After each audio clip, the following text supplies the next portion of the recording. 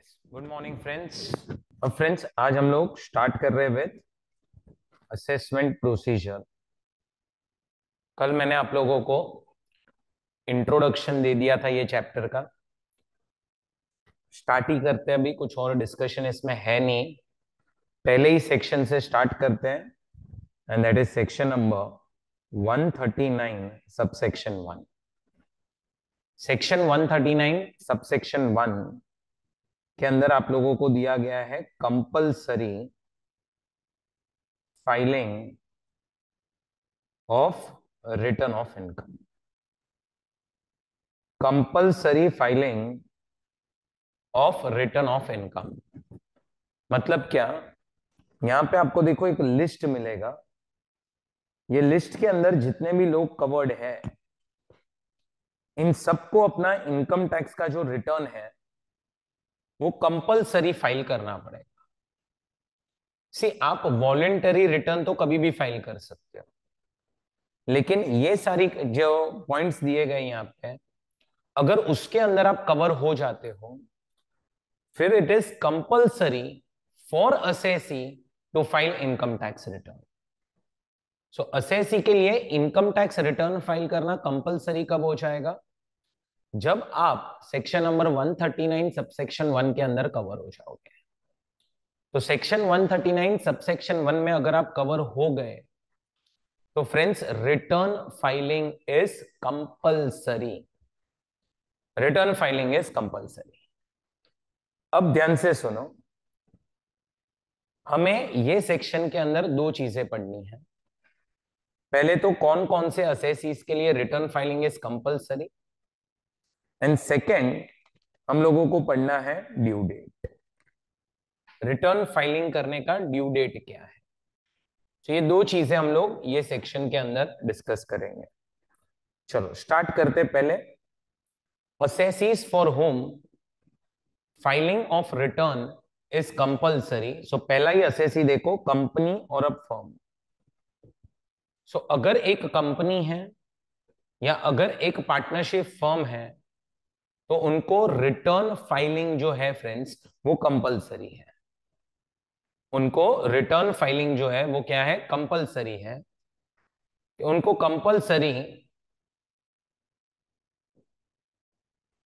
Compulsory return file करना पड़ेगा।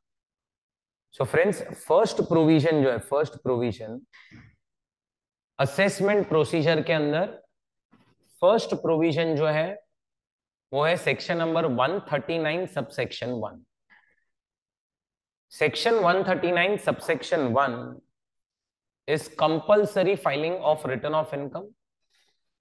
सो यहां पे क्या लिखा है कि जो भी असेसीज ये सेक्शन के अंदर कवर हो गए उनको अपना रिटर्न कंपल्सरी फाइल करना पड़ेगा एंड ड्यू डेट दी गई है कि कब फाइल करना पड़ेगा। सो फ्रेंड्स पहले तो कौन कौन से असेसीज के लिए रिटर्न फाइलिंग इज कंपल्सरी, तो फर्स्ट ही पॉइंट देखो क्या लिखा है, company and partnership firm. Company and partnership firm जो है उनके लिए रिटर्न फाइलिंग इज कंपल्सरी। उनको इनकम टैक्स का रिटर्न जो है वो कंपल्सरी फाइल करना पड़ेगा। सो अगर एक कंपनी है या अगर एक पार्टनरशिप फर्म है तो उनके लिए रिटर्न फाइलिंग इज कंपल्सरी। अब ये कंपनी को या ये फर्म को इनकम आए, लॉस आए, कुछ भी हो, return filing is compulsory. Return filing is compulsory. So first में कंपनी एंड फर्म जिधर कोई कंडीशन नहीं है फ्रेंड्स। बट आप देखोगे नेक्स्ट पॉइंट में क्या लिखा है, if person is other than company और अ फर्म, तो उनको भी रिटर्न फाइलिंग कंपल्सरी होगा। कब होगा? कब होगा? कब होगा? जब उनका gross total income before claiming exemption under section 54 to 54 GB is more than basic exemption limit, is more than basic exemption limit। So जब भी इनकम कौन सा income? Gross total income is more than basic exemption limit, before claiming exemption under 54 to 54 GB, तो ही आप लोगों को return file करना पड़ेगा। अब इसका मतलब क्या, तो एग्जाम्पल लेते हैं। एग्जाम्पल नंबर 1, देखो पहले तो आप समझो कि आप इंडिविजुअल हो, मिस्टर ए है, कंपनी और फर्म तो है ही नहीं। कंपनी एंड फर्म हुआ तो can I say it is compulsory to file return of income. अब यहां पे एग्जांपल नंबर 1 के मिस्टर ए, मिस्टर ए जो है वो भी रेसिडेंट है और उसकी एज 45 ईयर्स है। मिस्टर ए की जो ग्रॉस टोटल इनकम है ना, ग्रॉस टोटल इनकम वो है 10 lakhs। एंड मिस्टर ए के जो डिडक्शंस है 80C से लेके 80U के, वो है 9 lakhs। तो उसकी नेट टोटल इनकम कितनी हो गई है फ्रेंड्स, 1 lakh। अब ये वाले केस में, ये वाले एग्जाम्पल में अगर तुम्हें समझ में आ रहा हो तो क्या मिस्टर ए को कोई टैक्स का पेमेंट करना पड़ेगा, टैक्स का पेमेंट? तो answer is no, tax payment उसको नहीं करना है। लेकिन क्या दोस्तों उसको रिटर्न फाइल करना पड़ेगा, रिटर्न? तो आंसर इज यस। क्यों रिटर्न फाइल क्यों करना पड़ेगा? सो अंडरस्टैंड, रिटर्न फाइलिंग के लिए you will check gross total income, जबकि टैक्स पेमेंट के लिए you will check net total income. So आप देखो प्रोविजन में क्या दिया है कि आपको ग्रॉस टोटल इनकम चेक करना है, ग्रॉस, जबकि टैक्स पेमेंट के लिए आप लोगों को नेट टोटल इनकम चेक करना पड़ता है। गया ये भेजे में आप लोगों के। सो ये आप लोगों का सेकेंड पॉइंट का फर्स्ट एग्जाम्पल हो चुका। चलो और एक एग्जाम्पल दे रहा हूं मैं, एग्जाम्पल नंबर 2, ध्यान से समझो। एग्जाम्पल नंबर 2, समझो कि आप लोगों को एग्रीकल्चर इनकम आ रही है, एग्रीकल्चर इनकम, एग्रीकल्चर इनकम आ रही है 5 करोड़ रुपीस की।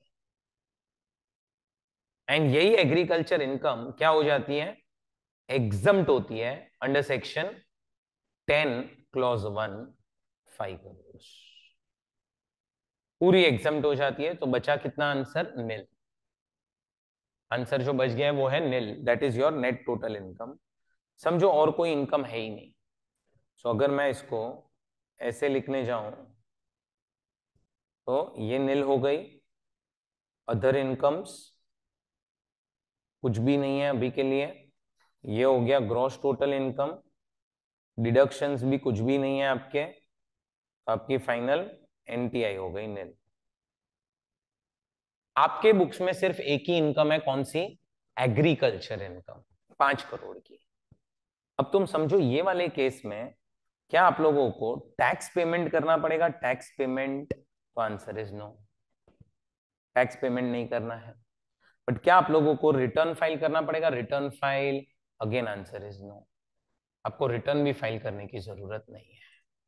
ना आपको टैक्स पेमेंट करना है, ना आप लोगों को रिटर्न फाइल करना है। There will be no tax payment, there will be no return. कोई टैक्स पेमेंट नहीं होगा, कोई रिटर्न फाइल नहीं होगा। बैठा ही आप लोगों के दिमाग में? अच्छा चलो और एक एग्जांपल देखते हैं, एग्जांपल नंबर 3। समझो एक हाउस प्रॉपर्टी है, ये हाउस प्रॉपर्टी आप लोगों ने ट्रांसफर की। ये हाउस प्रॉपर्टी जो है वो आपने क्या किया, ट्रांसफर। एंड इसके ऊपर आप लोगों को लॉन्ग टर्म कैपिटल गेन आया है 80 lakhs का।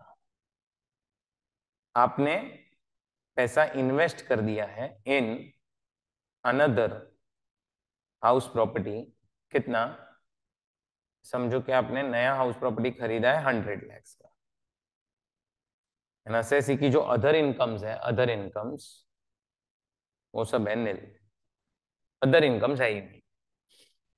सो अब आप क्या करोगे, अदर इनकम्स नहीं है तो ध्यान से समझो, आप लोग लिखोगे income from capital gains, long term capital gain on transfer of house property, कितना है 80 lakhs। और माइनस क्या कर दोगे, एग्जम्पशन अंडर सेक्शन 54, कितना 80 lakhs।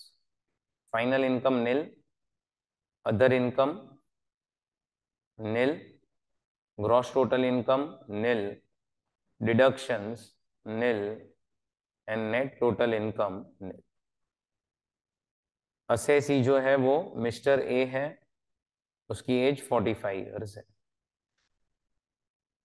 अब मुझे बताओ ये वाले केस में, ये वाले केस में क्या आप लोगों को टैक्स पेमेंट करना पड़ेगा, टैक्स पेमेंट? तो answer is no, tax payment करने की जरूरत नहीं है। बट क्या आप लोगों को रिटर्न फाइल करना पड़ेगा, रिटर्न फाइल? तो आंसर इज यस। क्यों? क्योंकि हमें इनकम चेक करनी है before claiming exemption under section 54 to 54 GB. Before claiming exemption under section 54 to 54 GB हमें इनकम चेक करनी है बिफोर 54 टू 54 जीबी। सो अपन ने पता है कैपिटल गेन्स में इन्वेस्टमेंट लिंक्ड एग्जम्पशंस पढ़े थे लास्ट में। तो जो इन्वेस्टमेंट लिंक्ड एग्जम्पशंस थे उसके अंदर हम लोगों ने देखा था 54, 54 EC, 54 F। तो वो सब एग्जम्पशंस का इफेक्ट देने से पहले की इनकम आपको चेक करनी है। सो अब ये आपका सेकेंड पॉइंट हुआ। अच्छा, नीचे नोट दिया है, this includes both filing of return in individual capacity as well as representative capacity। अब इसका मतलब क्या? This includes both filing of return in individual capacity as well as representative capacity। मतलब क्या? आपको अगर इंडिविजुअल कैपेसिटी में रिटर्न फाइल करना पड़े तो भी ये प्रोविजन एप्लीकेबल है, और आपको अगर रिप्रेजेंटेटिव कैपेसिटी में रिटर्न फाइल करना पड़े तो भी एप्लीकेबल है। Now I will give example of representative capacity so you will understand. ध्यान देना, पे अटेंशन है, ध्यान से सुनना। समझो कि एक पर्सन है मिस्टर ए, उसका एक माइनर सन है, मिस्टर ए का माइनर सन है मिस्टर एक्स, बराबर? मिस्टर ए है, मिस्टर ए जो है उसका एक माइनर सन है मिस्टर एक्स। अब आप थोड़ा सा याद करोगे ना, तो अगर माइनर को इनकम आ रही है, इनकम, एंड अगर माइनर को इनकम आ रही है उसके खुद के स्किल या टैलेंट के वजह से, उसके खुद के स्किल या टैलेंट के वजह से इनकम आ रही है, तो आप याद करो उसके खुद के स्किल या टैलेंट के वजह से अगर इनकम आ रही है तो this income is taxable to minor only, तो माइनर को ही टैक्स लगेगा। सो अगर माइनर को इनकम आ रही है because of his skill, because of his talent, तो टैक्स जो है वो किसको लगने वाला है? माइनर को ही लगने वाला है। बट यस, अगर माइनर को इनकम उसके स्किल या टैलेंट के वजह से नहीं आती है, नहीं आती है, तो फिर आप याद करो, तो यहां पे आपके क्लबिंग के प्रोविजंस अप्लाई हो जाते हैं, क्लबिंग ऑफ इनकम। तो अब माइनर की इनकम क्या हो जाएगी? पेरेंट्स के हाथ में क्लब हो जाएगी। आप लोगों ने पता है क्लबिंग ऑफ इनकम चैप्टर पढ़ा होगा, तो क्लबिंग में आपने यही पढ़ा होगा कि अगर माइनर को इनकम आ रही है because of his skill, because of his talent. आजकल तुम देख रहे हो काफी सारे शोज होते हैं जहां पे डांस के शोज होते हैं या सिंगिंग का शो होता है, तो उधर आजकल बच्चे जो है वो इनकम कमा रहे हैं। सो आज बच्चे इनकम कमा रहे हैं उसके खुद के स्किल के वजह से, उसके खुद के टैलेंट के वजह से, तो फिर कहने से वो इनकम पे टैक्स किसको लगेगा? माइनर को ही लगेगा। लेकिन अगर स्किल टैलेंट के वजह से इनकम नहीं आ रही है, फॉर एग्जांपल पेरेंट्स ने माइनर के नाम पे 50 लाख का एफडी बना के रख दिया, अब माइनर के नाम पे 50 लाख का एफडी बनाया, तो आपको समझ में आना चाहिए कि ये इनकम उसको जो आ रही है that is not because of skill and talent, ये तो ऐसा हो रहा है कि पेरेंट्स अपनी इनकम डाइवर्ट कर रहे हैं उसके नाम पे। तो इसीलिए प्रोविजन क्या बनाया गया है कि जो भी इनकम आएगी किसको, जो भी इनकम आएगी किसको? माइनर को, that will get clubbed in the hands of parents. अगर माइनर की इनकम आ रही है स्किल एंड टैलेंट की वजह से, तो वो इनकम में कोई चोरी नहीं की गई है, वो तो इनकम उसके खुद के बलबूते पे आ रही है, तो उसको ही टैक्स लगेगा। बट अगर माइनर को इनकम उसके खुद के स्किल या टैलेंट के वजह से नहीं आ रही है, तो फिर कहने से क्लबिंग हो जाएगा। अब जब भी दोस्तों क्लबिंग होगा ना इनकम का, इनकम जब भी क्या हो जाएगी, क्लब हो जाएगी। तो क्लबिंग के केस में ना याद रखना, only one income tax return is filed. और वो किसका होगा, one income tax return parent का।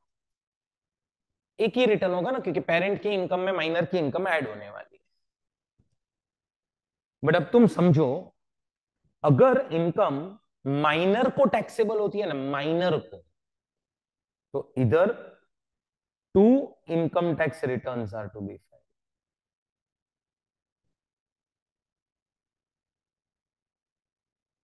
इधर दो फाइल करने पड़ेंगे, पहला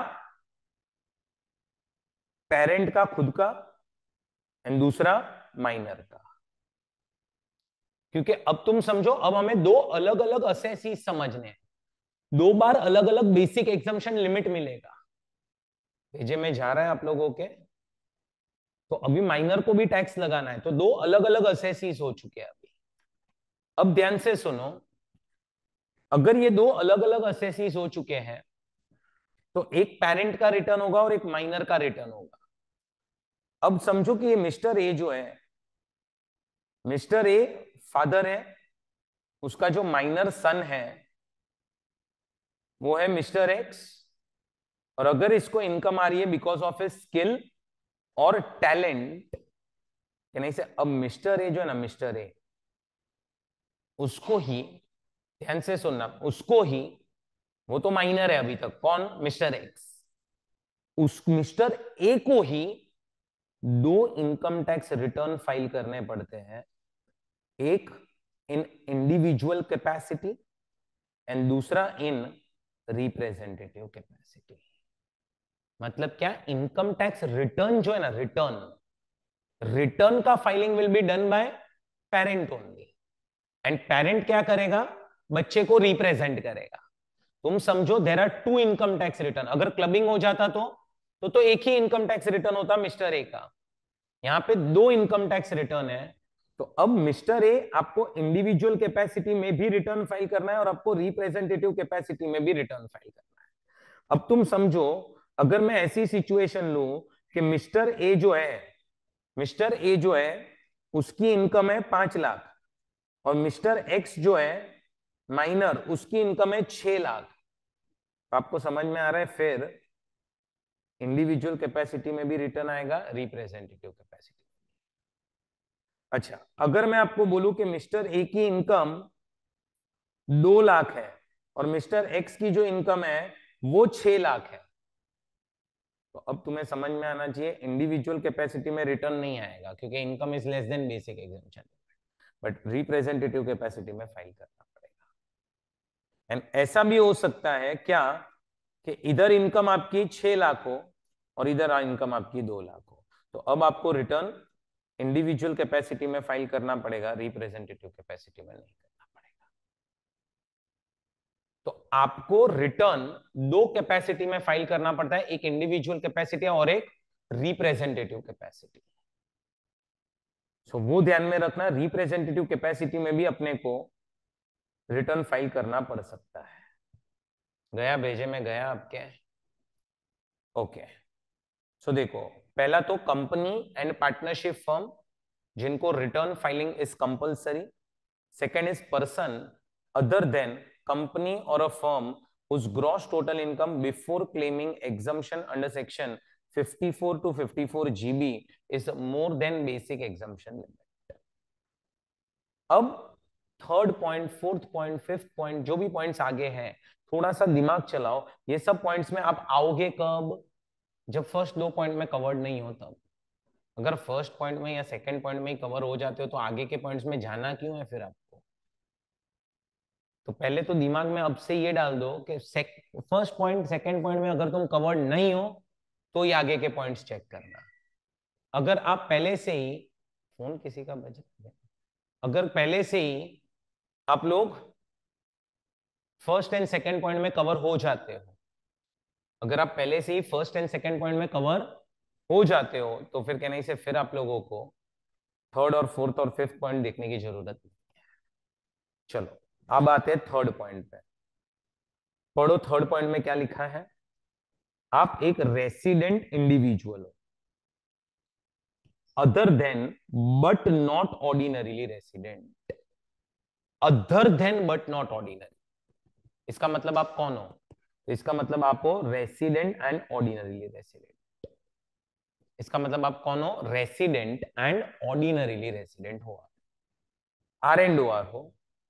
अगर आप आर एंड ओ आर हो एंड आप बेनिफिशियल ओनर हो of asset located outside India, आप बेनिफिशियल ओनर हो of asset located outside India, या फिर आप बेनिफिशियरी हो of asset located outside India, and या फिर आपके पास साइनिंग अथॉरिटी है of any type of account which is outside India.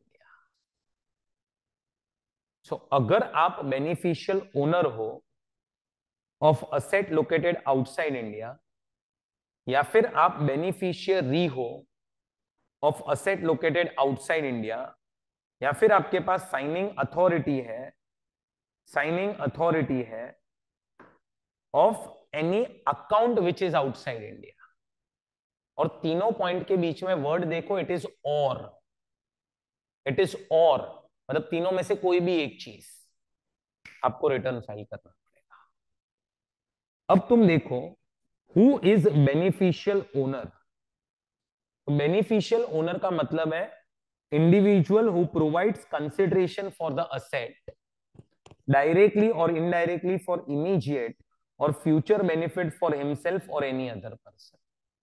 एक ही लाइन में अगर मैं आपको बोलूं ना, who is beneficial owner, the one who has invested in the asset, खत्म।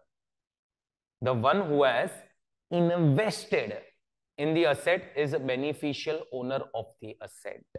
जिस बंदे ने पैसा इन्वेस्ट किया है कहां पे, जिस बंदे ने पैसा इन्वेस्ट किया कहां पे, असेट के अंदर, उसको आप बेनिफिशियल ओनर बोलोगे। एंड हु इज बेनिफिशियरी, तो जिसको वो असेट से बेनिफिट मिलता है उसको हम बोलते हैं बेनिफिशियरी। अब एक एग्जांपल लो, मिस्टर ए ने, सुनना बराबर से, मिस्टर ए ने एक असेट में इन्वेस्ट किया है आउटसाइड इंडिया, और ये जो असेट है वो उसने ट्रांसफर कर दिया है फॉर एग्जांपल एक ट्रस्ट को। इसने ये असेट ट्रांसफर किया। सो पहले मिस्टर ए ने ये परचेज किया असेट आउटसाइड इंडिया, फिर इसने यही असेट ट्रांसफर किया है किसको? एक ट्रस्ट को। एंड ट्रस्ट को बोल दिया है कि जो भी असेट से इनकम आएगी वो आप यूज करना जो भी स्टूडेंट्स को पढ़ाई करनी है उनके एजुकेशन के लिए। तो स्टूडेंट्स जो है वो क्या बन जाते हैं? बेनिफिशियरीज। स्टूडेंट्स जो है वो क्या बन जाते हैं? बेनिफिशियरीज। सो अब आप ट्रस्ट बनाओ और स्टूडेंट्स को बेनिफिट दो, या फिर डायरेक्टली आप स्टूडेंट्स को बेनिफिट दो, उससे कोई फर्क नहीं पड़ता। अब आपने जो ट्रांसफर किया है ना, that is irrevocable. That is irrevocable. Irrevocable मतलब ये असेट अब वापस नहीं आ सकता। अब अगर अगर वो असेट वापस नहीं आ सकता, अब देखो समझना, मिस्टर ए जो है वो R and O R, resident and ordinary, and समझो कि उसकी खुद की इनकम ही 2 लाख रुपया है, सिर्फ 2 लाख रुपया। इसकी इनकम जो है वही कितनी है? 2 लाख रुपया। अब आपको समझ में आना चाहिए कि मिस्टर ए जो है वो खुद कौन है? बेनिफिशियल ओनर है, एंड स्टूडेंट्स जो है वो कौन है? बेनिफिशियरी है।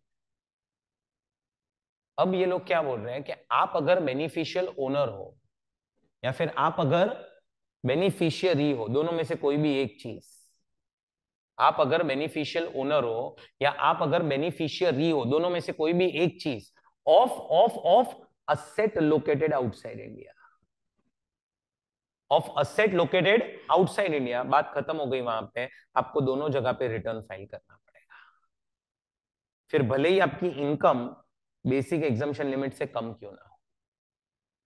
फिर भले ही आपकी इनकम बेसिक एग्जम्पशन लिमिट से कम क्यों ना हो, आपको रिटर्न जो है वो फाइल करना पड़ेगा। बैठा आपके दिमाग में, बैठा इतना? अब सुनो, अब सुनो। अब ये जो ट्रांसफर है दैट इज इरिवोकेबल। मैं अब ना दूसरा एग्जांपल ले रहा हूं, सुनना। क्या मिस्टर ए है, इसने एक असेट परचेज किया है आउटसाइड इंडिया, और यही असेट उसने ट्रांसफर कर दिया है मिसेस ए को।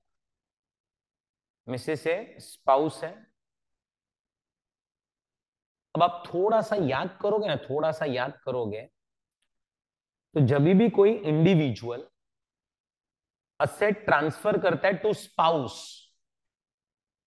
फॉर नो कंसिडरेशन और for inadequate consideration, then income which is received by spouse will get clubbed in the hands of individual. Now if you are able to understand, Mr. A is beneficial owner of the asset, Mrs. A, she is beneficiary of the asset, but now in this case income of Mrs. A will get clubbed in the hands of Mr. A. Income of Mrs. A will get clubbed in the hands of Mr. A. That is clubbing हो जाएगी income की, बराबर। Income जो है वो क्या हो जाएगी, क्लब हो जाएगी। So income of Mrs. A will get clubbed in the hands of Mr. A. अब यहां पे एक प्रोविजन क्या बनाया गया है कि मिसेस ए बेनिफिशियरी की इनकम अगर बेनिफिशियल ओनर में क्लब हो जाती है, इंक्लूड हो जाती है, तो फिर beneficiary you are not required to file return of income. तो ये देखो, आपको नोट नंबर 2 दिखेगा यहां पे। If income of beneficiary is included in the income of beneficial owner, then beneficiary is not required to file return of income. बैठा दिमाग में? क्लबिंग ऑफ इनकम आगे बोल दिया मैंने। अच्छा, गलती मत करना, बेनिफिशियल ओनर एंड बेनिफिशियरी रहो, रिटर्न फाइल करना पड़ेगा। या फिर आपके पास कोई अकाउंट है outside India, it can be any account, कोई भी टाइप का अकाउंट हो सकता है, जैसे बैंक अकाउंट हो सकता है, डीमैट अकाउंट हो सकता है, पीपीएफ अकाउंट हो सकता है। उसका अगर आपके पास साइनिंग अथॉरिटी है, साइनिंग अथॉरिटी कहने से आप लोगों को रिटर्न फाइल करना पड़ेगा।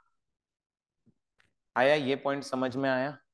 तो यहां पे मिस्टर ए जो है उसको रिटर्न फाइलिंग करना पड़ेगा, मिसेस ए को रिटर्न फाइल करने की जरूरत नहीं।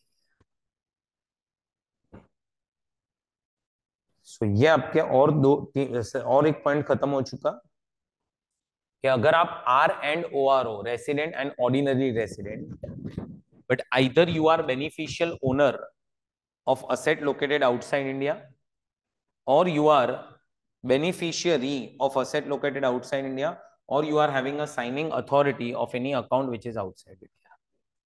Okay, अब यहाँ पे क्वेश्चन आया, what if minor is earning income from talent as well as income from FDs, then will the income, नहीं, माइनर की इनकम जो है ना टैलेंट के वजह से आएगी, वो क्लब वो उसको ही टैक्सेबल हो जाएगी।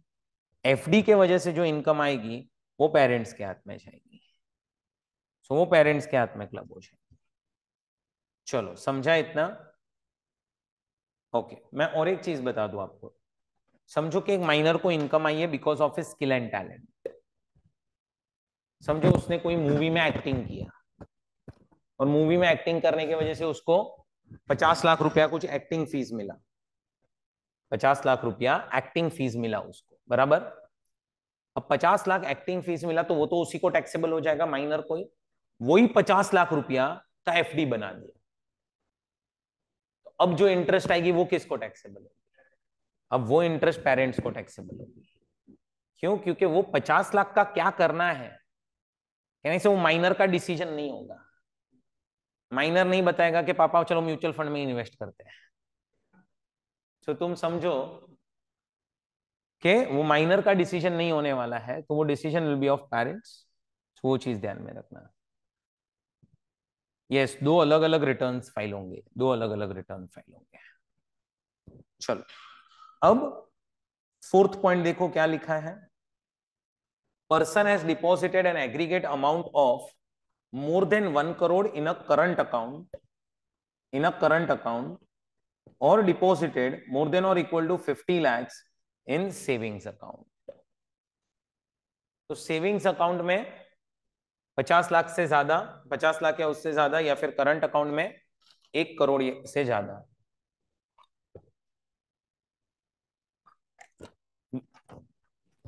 अगर एक पर्सन ने 1 करोड़ से ज्यादा डिपॉजिट किया इन करंट अकाउंट, या फिर 50 लाख या उससे ज्यादा, प्लीज नोट करंट अकाउंट में it is more then 1 crore and अपना ये सेविंग्स अकाउंट में इट इज मोर देन और इक्वल टू 50 लैक्स, वो ध्यान में रखना। नेक्स्ट, ध्यान से सुनो। अगर समझो एक पर्सन ने फॉरेन ट्रैवल एक्सपेंडिचर किया है of an amount more than 2 lakhs, या फिर एक पर्सन ने एक्सपेंडिचर किया है on consumption of electricity more than 1 lakh, more than 1 lakh. So more than 2 lakhs खर्चा हुआ है या मोर देन 1 लाख खर्चा हुआ है, यहां पे फॉरेन ट्रैवल एक्सपेंस और यहां पे कंजम्पशन ऑफ इलेक्ट्रिसिटी,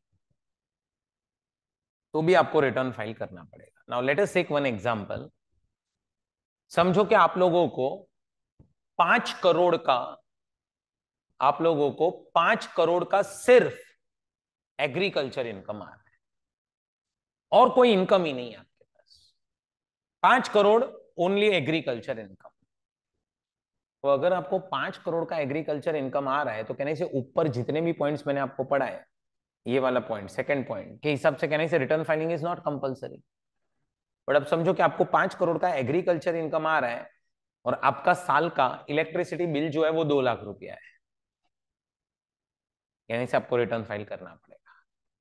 या समझो आपको 5 करोड़ का एग्रीकल्चर इनकम आ रहा है और आपने एक फॉरेन टूर कर ली जहां पे आपका खर्चा जो है वो 5 लाख रुपया हो गया, यानी से अब आपको रिटर्न फाइल करना पड़ेगा।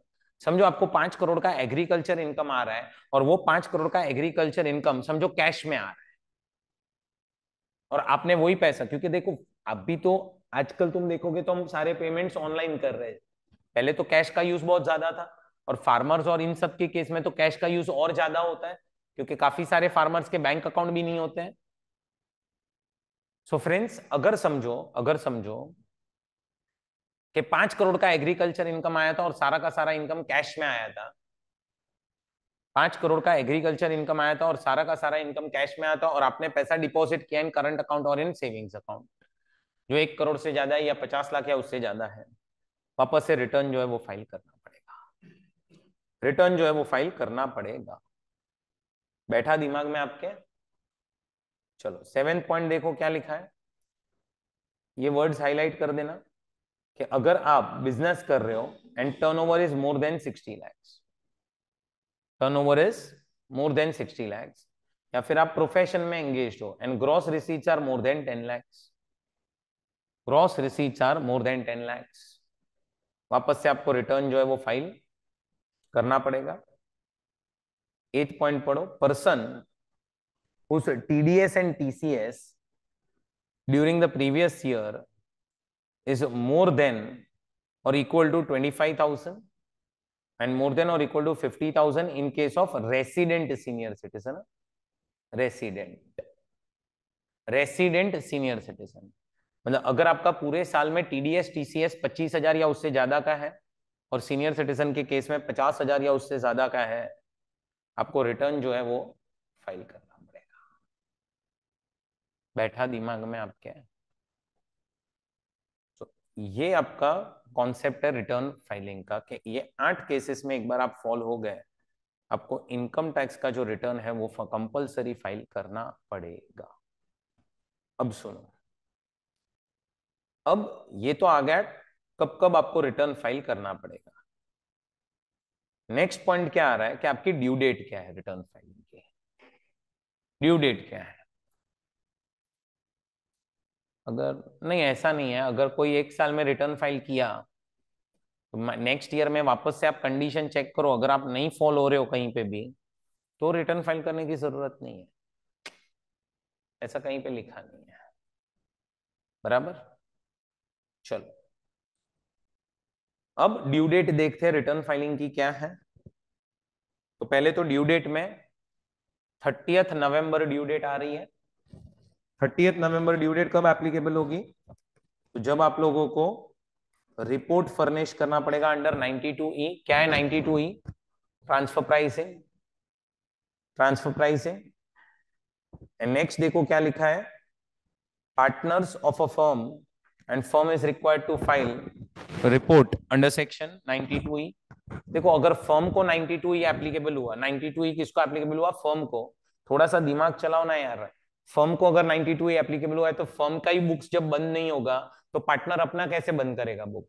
क्योंकि फर्म से ही उसको रेम्यूनरेशन आने वाला है, फर्म से ही उसको इंटरेस्ट आने वाला है। तो आप याद करो ना, अपन ने एक चैप्टर पढ़ा था ना असेसमेंट ऑफ फर्म, कि जितना रेम्यूनरेशन फर्म को अलाउ होगा कहने से उतना ही पार्टनर को टैक्सेबल होगा, जितना फर्म को अलाउ होगा उतना ही पार्टनर को टैक्सेबल होगा। तो आप लोग थोड़ा सा दिमाग चलाओगे तो जब तक फर्म अपने बुक्स क्लोज नहीं करेगा पार्टनर कैसे कर सकता है? तो पार्टनर जो है वो, उसको भी अगर फर्म को ड्यू डेट नवंबर एप्लीकेबल हो रही है तो पार्टनर को भी हमें नवंबर एप्लीकेबल करना ही पड़ेगा। तो जब ट्रांसफर प्राइसिंग के प्रोविजंस अप्लाई हो जाएंगे, समझो कि किसी भी पर्सन पे ट्रांसफर प्राइसिंग अप्लाई हुआ कहने से उसके लिए नवंबर। हाँ बट अगर एक फर्म पे ट्रांसफर प्राइसिंग एप्लीकेबल हुआ तो फर्म के लिए तो नवंबर हो ही गई है डेट, फर्म के जितने भी पार्टनर्स होंगे यानी से उनके लिए भी डेट नवंबर हो जाएगी। बैठा दिमाग में? नेक्स्ट देखो क्या लिखा है, अक्टूबर। अक्टूबर किसके लिए? कंपनी। अच्छा सर अगर कंपनी को ट्रांसफर प्राइसिंग एप्लीकेबल हुआ तो नवंबर।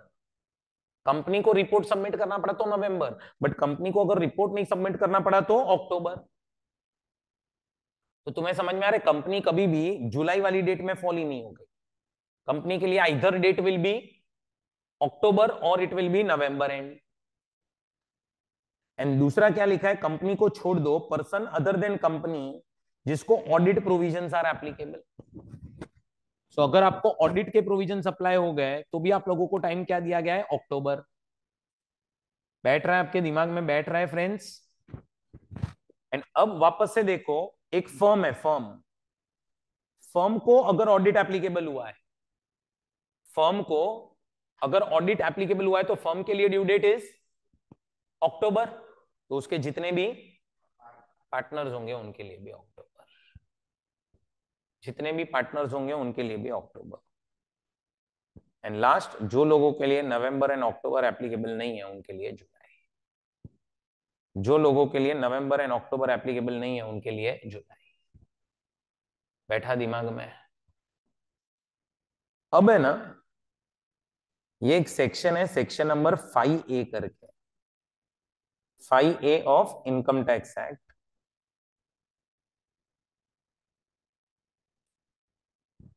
अब ये 5A में क्या दिया है, apportionment of income between spouses governed by Portuguese civil code. क्या लिखा है, as per section 5A, if individual is governed by Portuguese civil code 1860 in Goa, Dadra and Nagar Haveli and Daman and Diu. मतलब ये सब जगह पे कोई तो एक पोर्चुगीज सिविल कोड एप्लीकेबल है। अगर आप वो कोड के अंदर कवर हो जाते हो या वो लॉ के अंदर कवर हो जाते हो ना, तो एक रूल क्या है, then income should be equally divided between husband and wife excluding salary income. मतलब क्या, आपको किसी को भी इनकम आए, अभी समझो हस्बैंड को इनकम आई 20 लाख रुपया, तो ऐसा माना जाएगा 10 लाख वाइफ की है, 10 लाख हस्बैंड की है। सो सैलरी इनकम छोड़ के बाकी सब इनकम को ऐसे ही डिवाइड कर देता है, इक्वली डिवाइड करता है। सो ये कहां से कहां पे दिया गया है, पोर्चुगीज सिविल कोड में दिया गया है, जो कहां पे एप्लीकेबल है, Goa, Dadra and Nagar Haveli and Daman and Diu. तो अब वो लोग क्या बोल रहे हैं कि अगर एक पार्टनर है, पार्टनर ऑफ अ फर्म, तो समझो ये पार्टनर को ये पोर्चुगीज सिविल कोड में कवर्ड हो गया है। अब तुम्हें समझ में आ रहा है, पार्टनर को जो भी इनकम आएगी वो पार्टनर और स्पाउस में डिवाइड हो जाएगी। तो वो लोग ने नीचे लिखा है कि जो स्पाउस होगी ना, स्पाउस ऑफ अ पार्टनर, जिसको 5A अप्लाई होगा, उसके लिए भी यही ड्यू डेट हो जाएगी फिर। या फिर अगर फर्म को ऑडिट एप्लीकेबल है तो फर्म के लिए due date is October, partner के लिए भी अक्टूबर, फिर अगर वो पार्टनर पोर्चुगीज सिविल कोड में कवर्ड है तो उसकी स्पाउस के लिए भी अक्टूबर। बाकी ये सेक्शन का कोई रेलेवेंस नहीं है, कभी इस पे क्वेश्चन आया नहीं है 5A पे। सो 5A पे बाकी कभी क्वेश्चन आया नहीं है। समझा? इतना समझा आप लोगों को?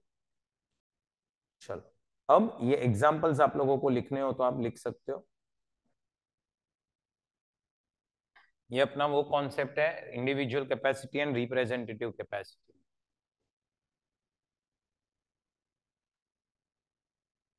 टैलेंट के केस में दो ही इनकम टैक्स रिटर्न फाइल होंगे ना, एक इंडिविजुअल का और एक माइनर का अलग से रिटर्न फाइल होगा। माइनर का रिटर्न फाइल इंडिविजुअली करेगा but in representative capacity.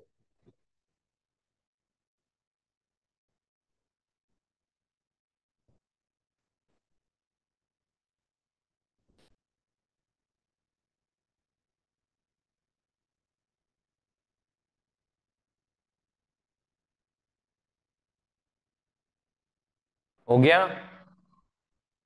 Okay चलो, अब है ना, इसको साइड में रखता हूं, पहले मैं 139(3) पे आता हूं। अब है ना 139(3) हम समझ तभी पाएंगे जब हम लोग ये सेट ऑफ के रूल्स थोड़े से पढ़ ले। ये इतना जो पार्ट है वो हम लोगों को पता होना चाहिए, set of and carry forward का। तो ये हम लोग 139(3) जो है वो सेक्शन समझ पाएंगे। तो थोड़ा सा ध्यान देना, पहले मैं आप लोगों को set of and carry forward के रूल्स करवा रहा हूं एंड उसके बाद हम लोग 139(3) पे जाएंगे। अब देखो, जब भी आपको कोई लॉस आएगा, लॉस, आप क्या करोगे? पहले तो वो लॉस सेट ऑफ करोगे हेड के अंदर। हेड के अंदर मतलब क्या? समझो हाउस प्रॉपर्टी में लॉस आया, तो पहले तो आप ट्राई करो कि हाउस प्रॉपर्टी की इनकम के सामने ही सेट ऑफ हो जाए। तो इस सेट ऑफ को हम क्या बोलेंगे? तो इसको हम बोलते हैं intra head adjustment. Intra head मतलब हेड के अंदर। हेड के अंदर आप लोगों को लॉस जो है वो एडजस्ट करना है। अच्छा, एक बार आपका इंट्रा हेड एडजस्टमेंट हुआ बट समझो उसके बाद भी आपका लॉस बचा है अभी भी, अब आप क्या करोगे वो लॉस को? तो वो लॉस को आप अदर हेड्स के सामने लेके जाओ। अदर हेड्स के सामने जब आप लेके जाओगे तो उसको हम बोलेंगे inter head adjustment. So first do intra head adjustment, then do inter head adjustment, head के अंदर और हेड के बाहर। और अगर समझो उसके बाद भी लॉस बच जाता है, after intra head and after inter head, उसके बाद भी अगर लॉस बच गया, फिर क्या करना? वो लॉस को कैरी फॉरवर्ड। अब कैरी फॉरवर्ड के अंदर पहला ही क्वेश्चन अपने को क्या पूछना है कि क्या ये लॉस कैरी फॉरवर्ड हो सकता है कि नहीं? यस और नो। हो सकता है कैरी फॉरवर्ड के नहीं, पहले ये पूछना है। चलो कैरी फॉरवर्ड हो ही नहीं सकता तो बात ही खत्म कर दो। अगर कैरी फॉरवर्ड हो सकता है तो नेक्स्ट ईयर किसके सामने ये लॉस एडजस्ट होगा? नेक्स्ट ईयर ये लॉस किसके सामने एडजस्ट होगा, वो हम लोगों को देखना है। एंड उसके बाद लास्ट में कितने साल के लिए ये लॉस आप कैरी फॉरवर्ड कर सकते हो? ईयर्स। कितने ईयर्स के लिए आप ये लॉस को कैरी फॉरवर्ड कर सकते हो? सो कोई भी लॉस है ना, कोई भी लॉस, के लिए हमें 5 चीजें पढ़नी है। 5 क्या है वो 5 चीजें? पहले तो हेड के अंदर सेट ऑफ होगा कि नहीं, ये पहली चीज है। हेड के बाहर दूसरे हेड के सामने सेट ऑफ होगा कि नहीं, उसके रूल्स क्या है। थर्ड हमें डिस्कस करना है क्या वो लॉस कैरी फॉरवर्ड होगा कि नहीं, होगा तो नेक्स्ट ईयर किसके सामने एडजस्ट होगा और कितने ईयर्स के लिए कैरी फॉरवर्ड होगा। सो हम लोगों को ये 5 चीजें डिस्कस करनी है। 5 हेड के अंदर, हेड के बाहर, दूसरे हेड्स के सामने। ये 2 चीजें कब डिस्कस करेंगे, जिस साल में लॉस इनकर हुआ है, लॉस। ये 2 चीजें ईयर ऑफ लॉस की है। ये 3 चीजें सब्सिक्वेंट ईयर्स की है, आगे के ईयर्स की। इस साल में लॉस आया तो इंट्रा हेड और इंटर हेड करेंगे, और फिर आगे कैरी फॉरवर्ड होगा कि नहीं वो नेक्स्ट ईयर के लिए। ये 3 चीजें नेक्स्ट ईयर के लिए।